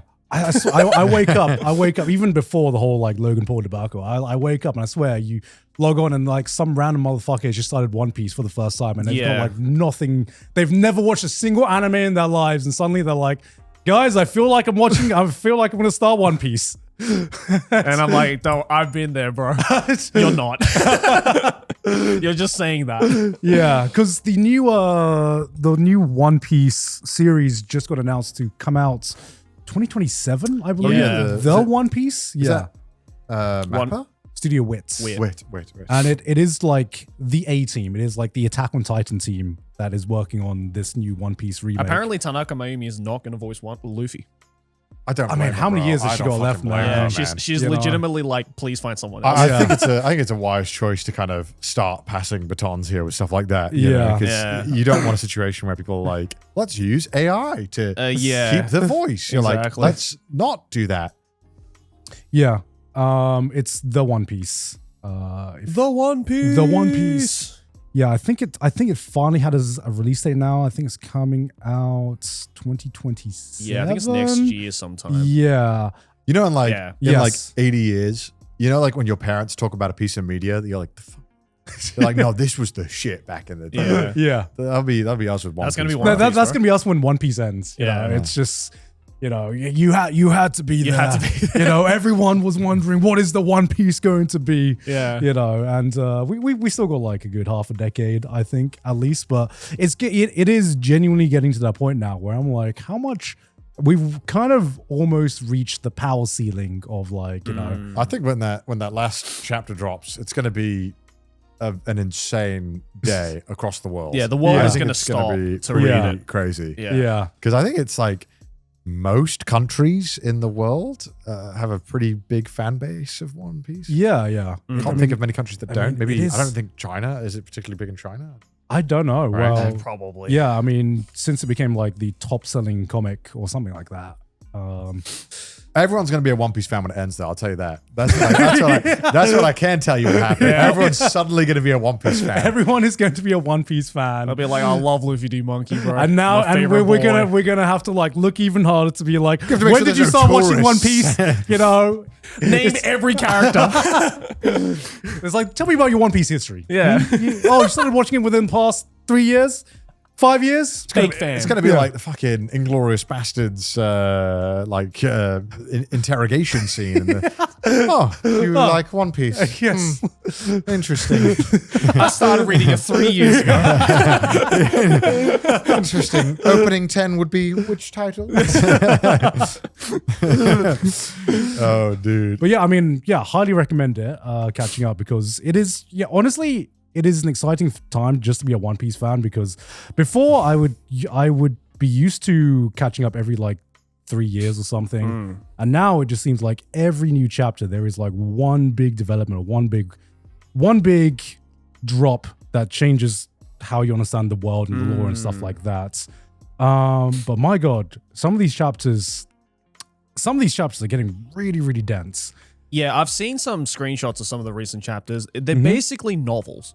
Oh, like the Hunter x Hunter? Like the Hunter x Hunter chapters. Oh, It's just like, dude. it's so much fucking text. Is it like the Hunter x Hunter ones? I wouldn't or- say it's like the Hunter x Hunter. Because It's so that's much, pretty it's so much egregious. text, but I remember because I was reading some of the early chapters and reading some of the latest chapters, and I think it's because of the anime pacing, or maybe it's just Oda wanting to finally fucking get through this. Yeah. But there are some panels where I swear to fucking Christ, you need a magnifying glass to like just like see every little thing that's going on because Yeah, like yeah. every little character is doing something different. Yeah. And the chapters now are just so incredibly dense where there are some chapters where there are some chapters of some series that I swear to God you read in like a minute. One Piece, you sit down, you get out the magnifying glass, and you're like, okay, Take down notes. take down notes, every little thing. You know, remember back in the day when we had chapter reviewers, and I'm like, how are these motherfucking chapter reviews having enough to talk about every single chapter? It's like 3 hours. yeah, long. yeah. Now we have a lot. Now we have a lot. And now it's just like, oh, one chapter drops, and you're like, oh, this is like 3 videos worth of content. Yeah. To talk about here. It's kind of like, I think the most impressive thing about One Piece is kind of watching a human being literally dedicate his whole life towards one work. Yeah. Like, Yeah. it's kind of impressive, and I don't think it's something we get to see often. Yeah. And it's, I don't know, it's just fucking cool. And the fact that it hasn't Fucking awesome. fallen off in any way, if anything, it's just like the ceiling is just getting higher. I feel like and One Piece is higher more and higher. popular than it's ever been, at least in like Western Oh, circles. 100%. I mean, it continues to rise and rise in popularity. Yeah, totally. Real question is though, Joey, are you gonna start grading your manga? your manga collection that you Yeah, got I right just sent there. a couple over to Beckett, hoping to get those PSA 10s. Fingers Yeah, crossed, this whole grading manga feels so It's forced. such a scam, Yeah. bro. Yeah, it feels just like someone is sick of trying to pay millions. No, they're like sick of and tired of paying millions of dollars for Pokemon cards. Yeah. And they're like, what kind of scam can I run next? Yeah. It makes me so angry. that Ridiculous. they're doing that Imagine kind of shit. having like a first edition copy of Dune and being like, oh, did you get that shit graded? Dude, that's just rare, bro. You gotta get that shit graded. It's like, I bought it a fucking book off for 110 yen. Like, I don't care. I bought it to read it, not to Yeah. fucking sell it. After using, like, getting a card graded with PSA once, it was one of the most miserable experiences of my life and Oh, yeah. expensive. I was like, this shit needs to die. Yeah, 100%. This grading needs to be gone. Yeah, grading needs to Did the go away. grading cost more than the actual Okay, final value so- of the card itself? Okay, so I'm sure most of you are like me, and like you have seen graded cards, you understand the concept, but you've never done it because it's a bit of an effort, and most people don't get expensive cards. So I got the One Piece LA Dodgers card. You know, whenever you're growing up, you always hear about these weird collab cards that always end up going for crazy amounts. And I thought, okay, Yeah. that's a cool card. I feel like this card actually might be worth a lot in future, so I'll grade it. Yeah. And also, it's cool because it is a little better to display it. So I thought, win-win. And that's about where the fun stopped with getting it graded. I sent it off, and they given me like this crazy list of things I had to do to get it graded, like the way I had to package it. And already I was like, this seems weird. I've packaged it pretty well already. I don't understand why I have to do some weird like proprietary way of packing it. So I had to undo all the packaging, did it the way they want it, sent it in. But when I send it in, they ask you for a valuation of like what you think it's worth, which I'm like, okay. I Should don't you be know. telling me? Yeah, that's why I'm fucking sending it to you. So I put like $200, which is what it was going for on eBay at the time. Yeah. It was going for about $200. And I was like, okay, so $200. And then they said, okay, if it's $200, it'll cost 8,000 yen, which for one card. 8,000 yen is about 40 pounds, about 60 USD. 60 bucks, yeah. I was like, fucking hell, that seems really expensive to have a guy look at a card. Yeah. And I know there's like magnifying glasses and there's loads of more tech to it, and they scan. You know, I know there's a bit more to it than that, but I did think that was quite pricey for what they're doing. And then after that, I got an email saying, "Oh, I didn't package it the way they asked." And I was like, "I'm pretty sure I did fucking package it." They're like, "We'll grade it this time, but don't do it ever again." I was like, "Okay." And then I got another email the next day, and they were like, "Okay, we've graded it. All good. Problem is that it's worth more than you said it was." And I was like, "What?" So I Googled it, and it had gone up in price, Yeah. like $200 in the 2 weeks that I sent it to them. And so they charged me. They upped me to like 120 ichiman-sen, like 12,000 yen. What? In that time period, because it's gone up in value. And I'm like, this is a scam, bro. It is I'm such a sorry. I scam. sent it off to you at this time. I have the fucking packaging receipt. Why are you allowed to do that? Yeah. That's stupid as shit. And so I was like, 120, like $100 to get a card graded feels criminal. Yeah. And then they sent it back to me, and cool, I get it, and I got a 10, yippee. But like, if I hadn't got a 10, I'd be like, dude, what the fuck? I'd Yeah. be pissed off. It's an 8.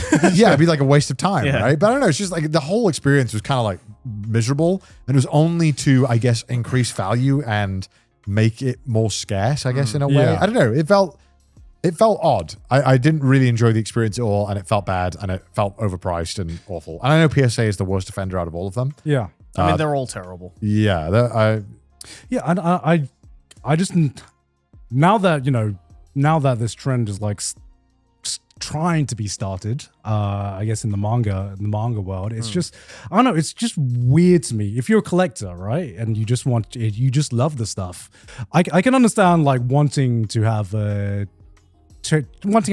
way to display it, you know. Yeah. But just fucking having this arbitrary number next to it to be like, this is a pristine condition one, grade 10. I don't even know what grade 10 is. You're going off the opinion of some bumfuck who is just like, oh yeah, the centering is good, corners are good. I'm like, what authority are you? There's a lot of YouTube videos as well where people have like sent them in multiple times and the grade changes. Yeah, like, exactly. It's all arbitrary. The only thing I like is that like if you want to display them, oftentimes the case they give you is good for displaying. That's what I like as well, because there's a lot of things that I own that I would be like, I don't have a thing to display this in, but it would be cool. Yeah. Ludwig had like a bunch of Nintendo 64 games and original GameCube and Game Boy games that were graded, and I remember thinking like, oh, the box for it is like really nice. Like you get like a perfectly fit plastic box for it, and I was like, can I just pay for that?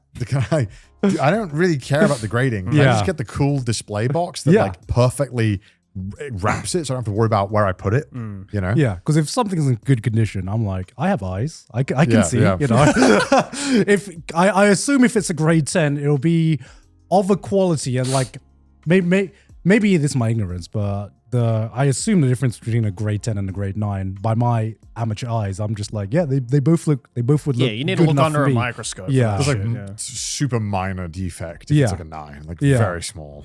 But then sometimes it might not even be your fault. It might be a printing issue. You know, or whatever.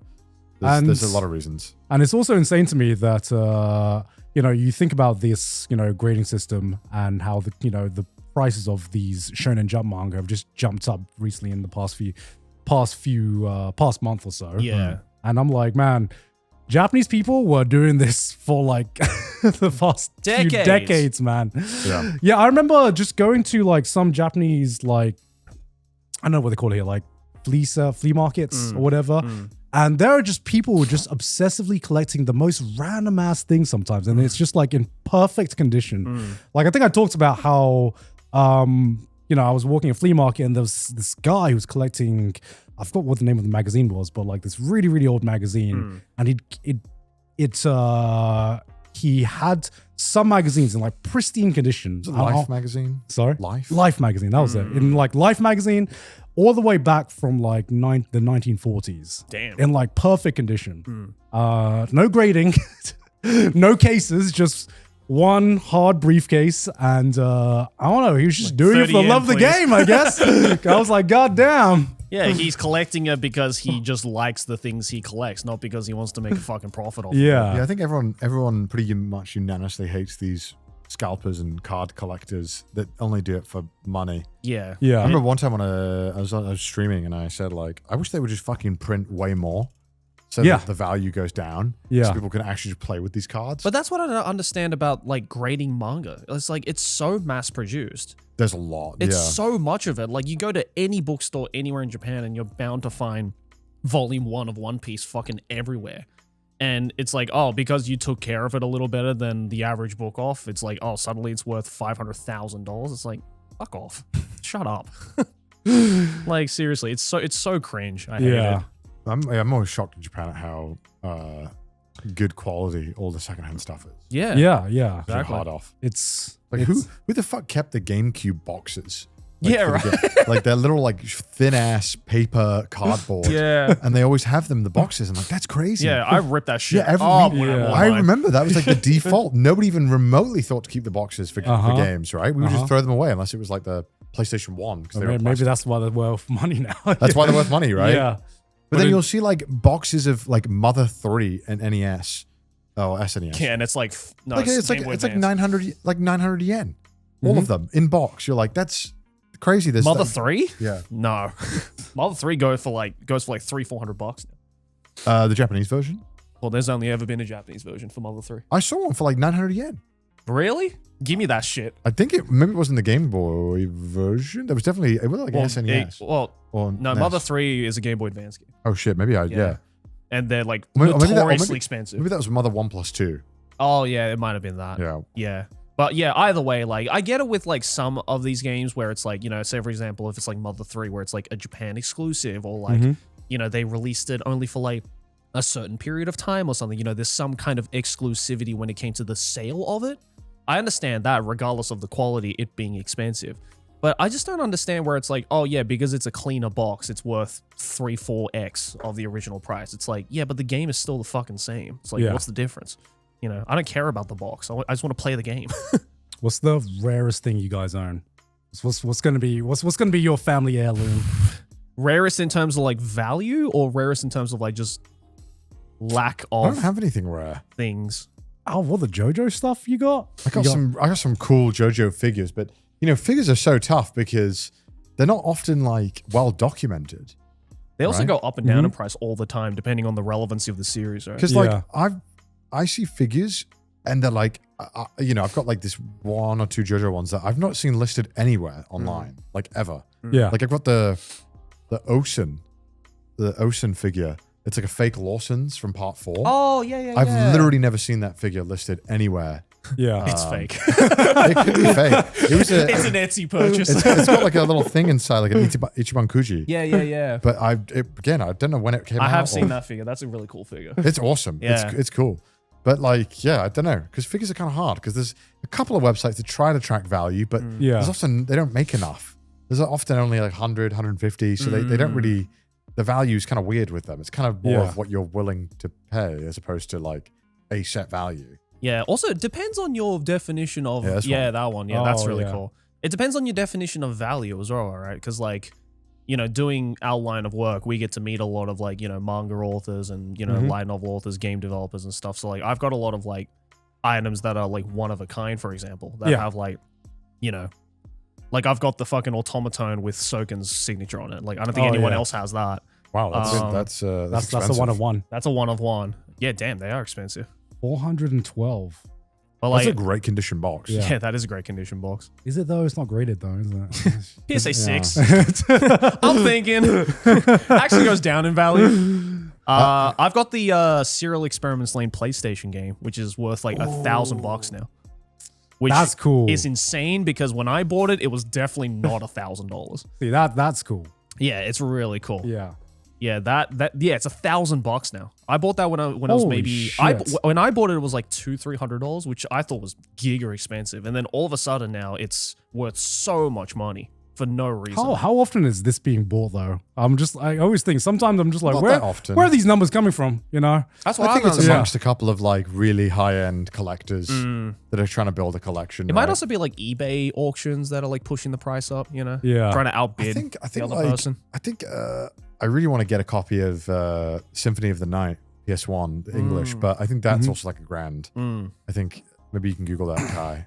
Symphony of the Night, English. Games that are like rare and also just have such a dedicated fan base, like Symphony of the Night, for instance, tend to go up in price. Yeah, I think the price of it is kind of crazy. Yeah. $100. Is it actually $100? That seems pretty cheap. No, that's not too bad. That's actually really reasonable. Yeah. Oh, there we go.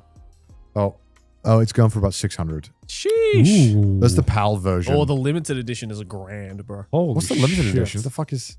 It's a mid price. What the fuck? Wait, what's the limited edition? Fucked if I know. No idea. No idea. It just looks like a copy of Symphony of the Night to me. Yeah, it looks fucking that would awesome. be cool to own, though. Yeah, I would like to own it. But I'm not dropping $1,000. No. I would Yeah. also. Yeah, I mean, it's $1,000 for something that's going to sit on a shelf. I'll buy it for $1,000. I'll grade it. Yeah. Yeah, the Experiments Lane is crazy. Yeah, that one went up in price so much. I remember like Nintendo GameCube games just like never went down when I bought them. I bought so many. Oh, dude, like a copy of Pokemon Emerald now in box is like $300-$400. It's insane. And I'm like, I bought that shit when it came out for like $50 at the time. God damn. It's just, I don't understand what causes this metric of a game being more pricier than not. Just demand, really. Like, if people start looking to buy it, it goes up. Yeah, so. it's also. But I feel half the time it's just so inflated as well. Well, I feel like sometimes when you're collecting on such a niche thing, you know, that only you can appreciate. I mean, how many people out there would appreciate Serial Experiments Lane PS1? Only Serial Experiments Lane fans. Yeah, right? Yeah. That's pretty rare in this day and age, especially rare enough to experience to, want something like that. Yeah. I mean, it's barely a fucking game. it's like a light novel. It's about the history, It's true. It is true. It is about the history of it. I just appreciate people keep the like ROMs online of these games because they're so often just gone. Yeah. Or delisted or whatever. Yeah, Lost exactly. media. Yeah. And especially just owning something physical, it's obviously that's coming back with everything that's happening in the world. Yeah, man. It feels like vinyls are very, very popular now. People love vinyls. Dude, like among Gen Z now, it's become like a trend to buy vinyl, which is funny. Performative. Yeah, it is. No, it is because I saw an article where apparently like out of all of, I think it was something like among Gen Z kids who collect vinyls, I think it's like 70% of them or something don't even own a vinyl player. That was me for like a year. Yeah, so they just collect them because, which I completely understand. I don't fault people for it because like vinyl players, A, take up a lot of space, and B, is like can be quite expensive, especially the nicer ones. And also like vinyls are just like basically just really nice posters. Like a lot of people just like put them up on the wall because it just looks cool, So I completely get it. But I did find it really interesting that like now that has also gone into things like physical game hardware and like CDs and cassettes are coming back, which is just really fucking weird. VHS as well. Yeah. I'm kind of at that age where I was like, I feel like every collector has the same kind of like mentality. They're looking to build their perfect man cave. That's what I'm doing. Right? I bought 2 CRTs and I'm like, it is done. This is all I need. Like, did you have any like uncles or family members that collected like weird shit? I remember one of my uncles, he collected vintage toy cars, like vintage like car models, right? And I didn't get it as a kid, but like now getting to that age, I'm just like, I want to start collecting something. I don't know why. Yeah, I don't know why. My dad has a massive comic book collection. Like in his office. Okay. He's got like buckets of, I don't know how many. I'd say easily like 2,000-3,000 comics that he has just like collected. But he collected those because a lot of those comics he grew up with. Yeah. So it was like kind of his way to like keep it in his possession, but also to like every now and then flip through it and like, relive his childhood, which is, what I think a lot of us do when we collect like old games or like vinyls or VHSs or CDs or whatever it might be. Right? At least that's what I like to do. So you were mentioning CRT. I remember watching a YouTube video a very long time ago about this guy who was trying to find like the Moby Dick of CRTs. There's like 10 of them, and they were like the ultra giant CRTs that were only made in Japan. Oh, have you seen this video? It's crazy. I mean, Kai is like super into CRTs right now. So there's this insanely massive CRT. Maybe you can show it, Kai. Yeah. How big are we talking? Dude, ridiculous. The weight of it was like, I think, half a ton. Holy shit. But yeah, 30 inch. 30-inch CRT? Oh God. Yeah, so this Whoa! was. Wait, I think isn't it bigger? I swear, like it's the biggest one you can buy. Like Right. I think it's like 40 even. 40? It's this is the one. 45-inch. The 45 PVM 4300. inches. Yeah, the Sony. Yeah, this Oh, is it's a it. Trinitron. Nice. Yeah, this is the one. And then this guy made a YouTube video about like Look at that thing. finding Holy it fuck. because I guess Fucking like God. it was speculated if there were even any in existence anymore Right. because they were like nobody bought this at the time because it was so fucking expensive. Yeah. Look at that monster. I think it is this one or something like this. And this guy basically tracked it down in a random fucking restaurant in Osaka and sent a guy, he lives in America, he sent a guy to like go in and like barter with him. Yeah. And the guy was like, oh yeah, I was thinking of getting rid of it anyway. So if you guys want to take it off my hands for free. He's like, for free? This shit's worth like fucking 100 grand. yeah. It's Yeah, pretty, how much are they Yeah. worth? How much? Yeah. Go. Not that I'm contemplating to buy it or anything, but like, it's but just- like apparently to move it, they needed like a full on like construction company. yeah. Oh, $40,000. $40,000. Damn. Yeah. Holy my fuck. 200 kilograms. God. Sheesh. I think this is it. 200 kilograms. I think this is the one from the YouTube video. Have you seen the video? I mean, 200 kilograms is fucking huge. And he got it like sent over on a ship or something. And then I think half the video is him like trolling the CRT community. I guess there's a big community for it. Yeah. And they were like, this is like like a Moby Dick. Like they don't think it exists. They don't know anyone who's got it. Yeah. And he's like just trolling them, being like, guys, my first CRT, how do I set it up? And they're like, this is not yours. Fuck you. That's so funny. But I mean, it's crazy, right? You're starting to go for a car at that point. Yeah, legit. Yeah. It costs more than an average car. Well, I think if you were to get it nowadays, I think you probably would be paying a probably, I don't know, maybe around the same amount, to be honest. It's that rare. And if you want a game, you know, like on an actual CRT, I mean, 40 inches isn't even that big, right? Like, I mean, for a CRT, that's it is. I mean, it's ridiculous, humongous. but I mean, you know, you want to enjoy your games, you're on the biggest thing, you want to do split screen. I mean, look, if I win the lottery, there will be signs. I wonder if there's any like listings for the CRT. Like, is there anywhere that's selling it? I doubt it. I Like, doubt it, bro. like I imagine this is if it's gone. Yeah. Yeah. Nah. No. Doesn't even show up. The I mean, story of- Trinitrons are kind of hard to come by just in general. Like, even the regular Trinitrons. What is the Trinitron? What makes it so special?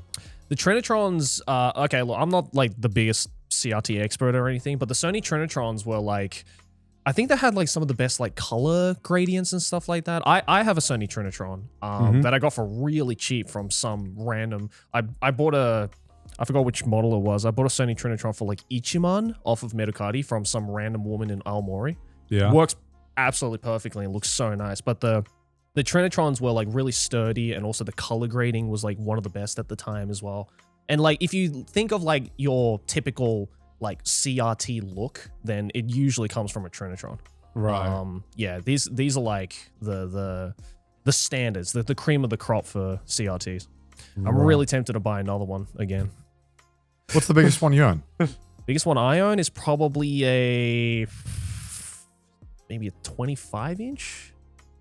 Decently Standard, sized. like Yeah. about that. Yeah. That's probably still like what, like 40 kilograms, 50 Oh, kilograms? easily. Yeah, it's heavy as hell. How big's the one you have now? 25. 25? About a How 25 heavy inch. is This is the that? one. This is the one. Yeah, this is the Yeah. guy who bought Yeah. it from like a fucking place in Osaka. Like, look at the Oh size my of this thing. God. And Oh it's my like, god. Oh, but those looks games so must look good, so though. good, though. You know what Yeah. I Yeah, it mean? looks so good. Hell yeah, dude.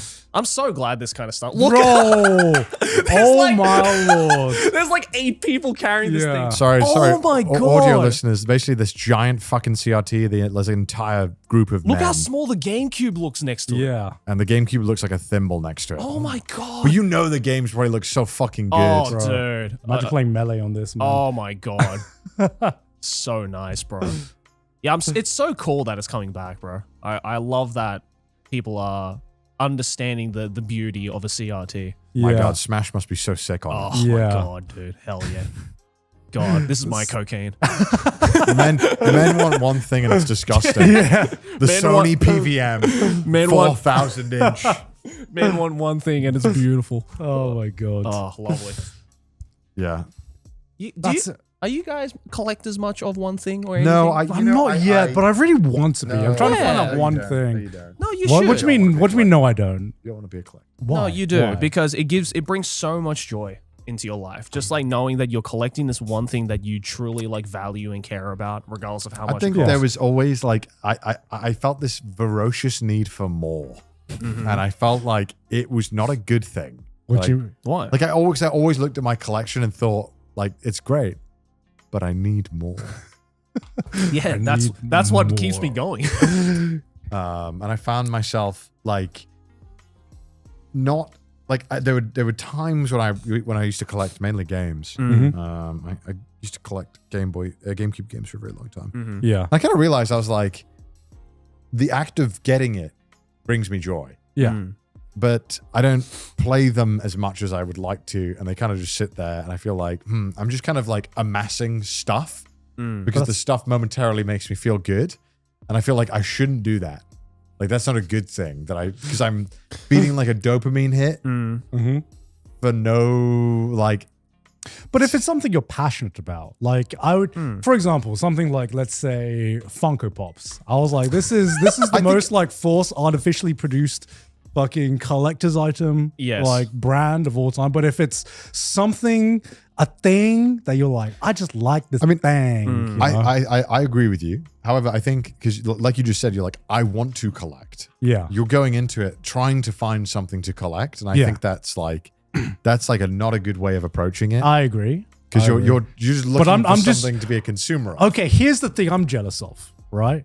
Okay. I just don't have anything I'm that passionate about. Yeah, like and I when- wish I did. I wish I did, you know. I like when I watch this video, the thing that makes me most envious of this man is not that he has a giant CRT, because that honestly quite looks like, I don't know where I'd put that. Yeah. Is that he has 8 people that are willing to come around to check out the CRT TV Right. and who are stoked about it. Right. Like that's when I think collecting is awesome. Yeah. When you have like a ton of your friends that are like, oh shit, you got Serial Experiments Lane on the PS1? Yo, can we play that shit? And then you're like, yeah, all right, we'll fucking play it. That's pretty we'll cool. put it up. Yeah. You know, like that's pretty sick. But like, I Yeah. think like just to collect, just so I can look at it, Yeah. and like some kind of Lex Luthor Tower Empire. Like I feel like it's not a good thing that I see it that way.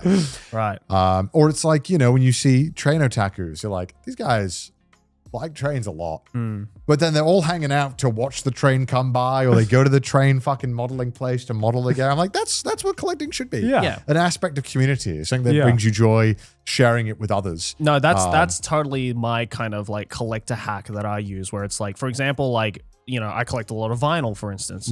I have a couple of friends who live here who are also massive vinyl collectors. Yeah. So it's really fun to like go out in search of like obscure vinyls, or like just ones that we're looking for together, by going around to like different vinyl shops and stuff like that. Be like, oh, yo, you're going to buy that one? Oh, sick, dude. Like, I got this one. And, you know, just like sharing your hobbies and sharing your collection. Like that is where it's so fun for me. Yeah. Yeah, I think, and you know, on top of that, it's like this, you know, the Pokemon card thing is like the worst version of all the collecting aspects. It is. Which is like people who don't even know the fucking Pokemon. Yeah. Like there's so many like funny cringe compilations of people opening the Pokemon cards, like naming all the Pokemon wrong. And they're like, it's a Charmander. It's like a Charizard. You're like, this is embarrassing. You should know what a Charizard is if you're trying to spend tens of thousands of dollars on this. Yeah. I mean, Logan recently did that. You see that Oh my clip? god, yeah, I know. Where he was talking about his Elite Four team, and I'm like, you clearly have never played a Pokemon game. Fucking God. I'm like, motherfuckers bringing Well, Steelix to the Elite Four. That's The when it fuck? becomes like commodified, you know. Well, Yeah, that's when the fun gets taken out of that's it. when the fun gets sapped out of any collecting. Yeah. When people start commodifying it, when people start flipping it and realizing this is an investment, this is a way that I can make money fast while exploiting the entire community that is actually passionate around it. That's when Yeah. you've ruined it Well, for everyone. Yeah, and then I guess you get the issue that it becomes is also then people who don't really care, but maybe they're at the store and they see them. It becomes like a pseudo lottery because now you're like, you know, I buy them if I see them, I buy them. Yeah. 'Cause Yeah. I'm like, I never see them, Yeah. and I'm like, fuck it. Who knows? I did read an article recently that was really funny where some places in Japan that are selling Pokemon cards Only now. give it to kids. Yeah. No, they not only that, but they force you to take a Pokemon quiz. That's so funny. Like they give you a set, I think it's like a set of like 50 randomized questions, and they pick 10 of them. And if you don't answer all of them correctly, they just don't sell it to you. Fair enough. And I'm like, that's kind of based, because then it actually weeds out the LARPers from the actual fans who just want to collect it, right? Which is what collecting should be all about. No, I'd fuck it up. They'd be like, who is Ash? I'm like, bah. What? Well, I think what it comes down to is, in some way, sense of form, it's kind of like a sense of community. Yeah. You know, that's Totally. what fandoms have always been. You know, it's Totally. feeling like you belong somewhere. And Like it doesn't matter how much money you spend, it doesn't matter how much time you spend on it. If it makes you happy and it connects you with the people who are like-minded and who are in it just for the love like you are, then it's all worth it at the end, you know? Yeah, because even just going around my like uncle's house, I didn't give a shit about cars. I have another uncle that also collects stamps. Man, I got a lot of uncles that collect shit. But just like, damn, just go into like their office and you know, you see like the fucking trays of like stamps and shit. And I'm That'll like, be you one day. huh? That'll be you one day. Yeah, you just need to find that one You thing. want to collect something. Yeah. Might be It's, that. it's apparently my bloodline. Yeah. You know, where I'm just like, as a kid, I was just like, I don't care about this, but Unc's really happy about it, and I'm happy that he's happy about it, you know? And that's what it should be about, you know? Totally. I got to find that one thing. You do. You do have to find that one thing. Yeah. Trying to collect calories. I eat everything in my vicinity. Oh, Everything I'm passionate about now is things that I, eat. That are degradable. Don't not leave a far trace. off. Not far off. Oh my god. Yeah, I don't know, but I haven't collected anything in a very long time. Yeah, you stop your JoJo phase. Yeah, because I realized I was just getting too much stuff. Like I had a lot of stuff, and I was like, I don't like having all this stuff. You started optimizing the fun out of your life, Connor. That's what you did. No, I think I was associating like buying things with feeling good, and I realized I was like, I don't know if I like that. That is dangerous. It's a slippery slope. It is a slippery slope. Like if you could just browse the internet to just buy something just because you're like, fuck it, just want to buy something. I haven't done this in a very, very long time, but I remember I used to like just look because I was like, maybe there's something I find interesting, or like. Did you try to make it competitive? Like, it feels like you almost took the act of collecting to Bro be goes like, onto eBay and he's like, it's PvP, baby. No, I mean, I think I definitely like when I was collecting games, I did spend like an actual ridiculous amount of time scouring listings, like trying to find the like thing for like $5 less, and that certainly like ruined a lot of the fun for me. that sounds like an addiction then, yeah. Yeah, but then I remember I used to be on this money saving forum in the UK. I was absolutely obsessed with like getting deals. Because occasionally like websites would like fuck up. Yeah. And they would like accidentally list like, instead of like one bottle of Red Bull for $1, they'd accidentally give you like a whole crate for like $1. And there's a bunch of people that like all they would do is like try and find this. And I used to spend so much time scouring this thing. I think it used to be called like Hot Deals UK or something. I think that's what it was. And people were so active and dedicated. And when I go now on some of these websites, I see like an aspect of me that was like frugal to the extent of ridiculousness, where like some people will go so far out of the way to feel like they won.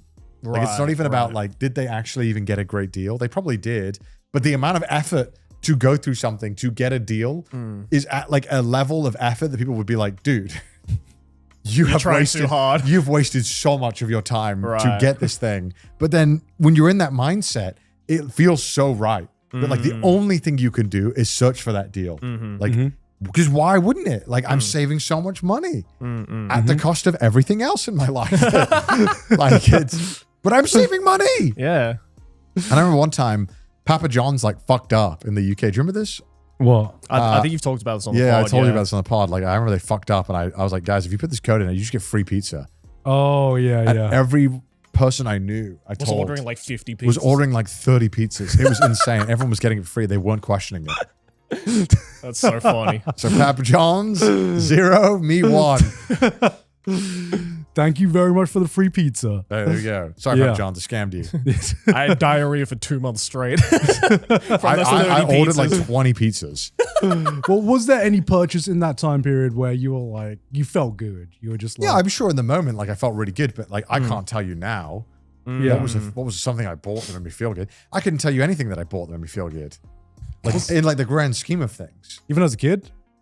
There must have been something. But you're so dumb when you're a kid. That's when it's the purest, right? You could, You're the dumbest, but you're also the happiest. yeah. Because of your dumbness.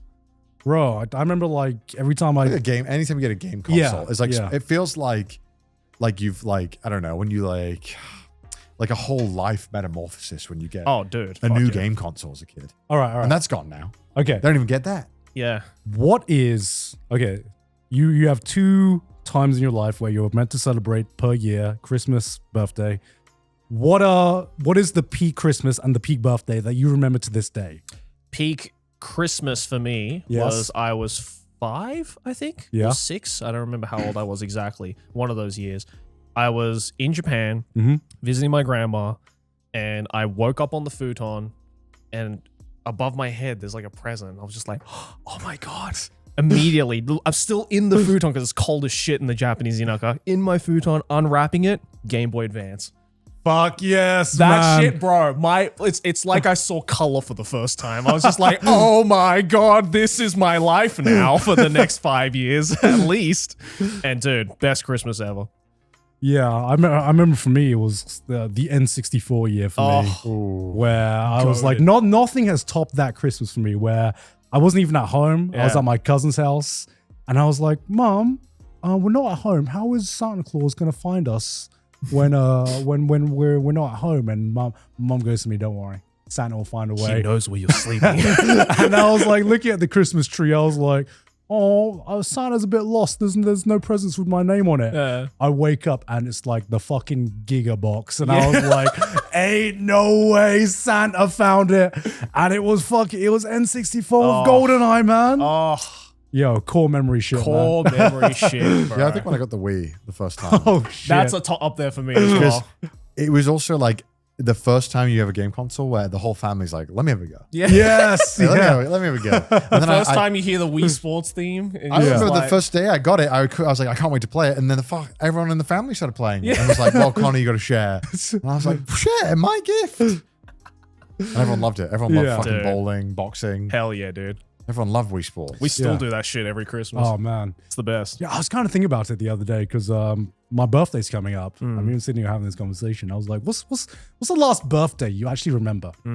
I was like, fuck. What is the last birthday you guys actively remember? What do you mean? Like, I remember, I think most of them, but what do you mean? Like, remember as like a highlight or like a... I don't remember what I did for my last birthday. You remember what you did for your last I go to birthday? the same place every time. Optimization. Yeah. But do you remember you remember you went to the same place, but do you remember what happened on your birthday? You know what I mean? Yeah, I think I remember. Shit, the problem is when you go to the same place every birthday, the birthdays start to blur together. Sure. Especially at our age. That's like, yeah, let me think back to the past 20 times. Yeah, it's one of those birthdays. You You know, just have these- to open one file these and it's all of things, them. these things go very quickly. Yeah. And as you know, when you're getting older, the years get very quick. Yeah, is because true. I was trying to remember the last birthday, because I don't go to the same place every birthday, I don't think. Yeah. He doesn't remember. I don't remember. I was like, what is the last birthday I remember? I think it was when I was like 15. I don't do you remember any of your birthdays in your 20s? Because I fucking don't. No. Christmas is always more of a gift thing. Yeah. Birthdays are more like a good for you kind of vibe. Yeah. I usually just get like stupid drunk, so I don't remember. I don't even remember it the following day. I think the last birthday I remember is going to be pretty depressing. I think it was my 18th birthday. That was the last birthday I remember. Right. Actively, like, I'm sure there are like snippets of like, oh, okay, I remember. If you remind me, actually remind me, I was like, you did this on that day. I was like, oh yeah, I remember. Now I remember my birthday. But I remember think- my 21st. What did you do on your 21st? Just get really fucking drunk. How do you remember it then? How do you remember it? Oh, just because it was probably the drunkest I'd ever been in my life, and it was also one of the first times where I was really drunk with like all of my friends, but also like my dad. Mm-hmm. And like that's like that birthday is like a core memory with my dad Yeah. for the most part, because I just remember I was like, I've seen you drunk, Dad, but you are beyond that now. Like you can barely walk straight. Yeah. And that's kind of dope that you're doing this with me, you know? Because like you didn't have to. You could have just been the respectful adult among all these 21-year-olds. Yeah. But he's just like, nah, fuck that. I'm joining the party. I'm getting more drunk than all of you motherfuckers combined. And he did. And it was awesome. Fuck, I do remember your last birthday. I remember your last birthday. I can't remember my last birthday. What can I say? I have good birthdays. I worked on my last birthday, bro. I think I was at TGS. Oh yeah. I think yeah, I don't know. Because I think it's been a while since I actually celebrated my birthday on my birthday. Yeah. You know, and same. it's normally been like It's maybe- never hit a weekend. yeah, maybe it's like a weekend thing or something. Also, I had the unfortunate luck of having my birthday in May, where basically that just meant when I was in school, I was probably studying on my birthday because I had exams. So Man, Yeah. mine was always after school was finished, so I never really had birthdays in Yeah. school. did you have birthday parties at least? I don't think so. I don't remember. My mum could probably tell you. Yeah. My parents always remember. Yeah. I don't remember these things. I forgot a lot of things. Yeah. Yeah, there's a huge gap for me of like 0 to Yeah, 12? yeah, McDonald's birthday parties, and then there's a blank, and then it's 18th and 21st, and then there's a blank, and then there's the last couple of years. It's like it comes in chunks. Yeah. Yeah. That's normally how it goes. Yeah, I don't remember much. What are you gonna do for your birthday this year? Fuck, You planned anything? that's a good question. It's coming up, right? Yeah. This I month. know a place. I know what you're doing. I know what you're doing for your birthday. I know a place that's great. Garnt, have you heard of the McDonald's playpen? Oh, McDonald's birthdays? They do have them in Japan. They have them in Japan. did they never go away? No, there's I one. think they're still I know there. the McDonald's outside of Kichijoji, because I've cycled by it, has one. Yeah, I don't Still know. there. I might even hit up AFA Bangkok on my birthday. Oh shit! I don't know. It's going on during my birthday. I haven't decided what I'm doing for my birthday yet. Spoken like a true YouTuber, working on his birthday. Nah, I honestly, I was like genuinely just wanted to go because I was like, I've never been to a Thailand anime convention sounds yet. fun. Yeah, that does sound fun. I don't know what the vibe is like. Southeast Asian conventions go hard. Yeah. Yeah, the people there are And so sick. It's been so long since I've just been to a convention just as a person. As a person. as a normal person. As an attendee. As a normal attendee. Yeah. You know. And Yeah. I'm like, yeah, I wonder what the Thailand anime scene is like, you know. Yeah, I'm sure it'd be dope. Well, I've Yeah. seen their works. Huh? I've seen their works. I Yeah. I think Thailand's degenerate as fuck. Oh yeah, I think they're DJing. that artist alley gonna be interesting. Yeah, I was very curious about the artist alley. Yeah, You know, what I Oh, know yeah. about Thai people is they like degenerate stuff. And they like isekai as well. So you'll be right at home. Then. It's kind of right up my alley. You'll basically be like a lord. You're like, hello. I'll just be with my people. Yeah. you know? Subjects, Hello, subjects. say what have you gooned to? Bring me your filthiest material. But hey, let us know what you did for your last birthday Those in the Can you comments remember? below if you was, remember it. What was a highlight birthday for you? Yeah. What was a highlight Christmas for you? Yeah. You know? Hey, look at all these patrons though. I'm sure they all remember their birthdays. And if you don't, sorry. Join the club, I guess. All right, cool. Hey, but if you want to join all these lovely people on the Patreon, then you can do so by going over to patreon.com/trashtaste, because every single week we have brand new Patreon exclusive content. We have a brand new one that you guys can go check out right after this. Mudan, play a clip of that. Durarara. Oh, great pick. Ooh, okay. Light novel. Action. After 2010. And higher than an 8. Wow. Higher than an 8? Also, I didn't know Durarara had 8. Wow. Based. So pretty highly rated. Okay, 2010's Should light we- novel adaptation. should we try- No, it's after 2010s. Let's try a free Yes, so in the 2010s. Free run? Let's try a free That's run. not. That's not a light novel. Oh, is it That's a not if there's manga. manga? Oh, No. shit. What's a critically acclaimed? Oh, Mushoku Tensei? Sure. Let's try Yeah, that. that's light that will novel. kind of get us in the right area, right? Yeah. think so. We'll see about the score and the year. Yeah, that's 2021, if I remember correctly. Wow. Okay, It's fantasy post- action. Oh, Okay, wait. hold Isekai, up. male protagonist. God, you can get this. Shit. You can get this. Reincarnation and magic post, but it's really highly That's rated. all light novels. Slightly Eminence and Shadow. less- Ooh, you might be right. Let's have a look. Oh my god! Can we get much higher? Damn! But hey, if you want to check that out and then support the show in the process, head on over to patreon.com/trashtaste. Also follow us on Twitter, send us some memes on the subreddit, and if you hate our face, listen to us on Spotify. And we will see you guys next time. Bye. Bye.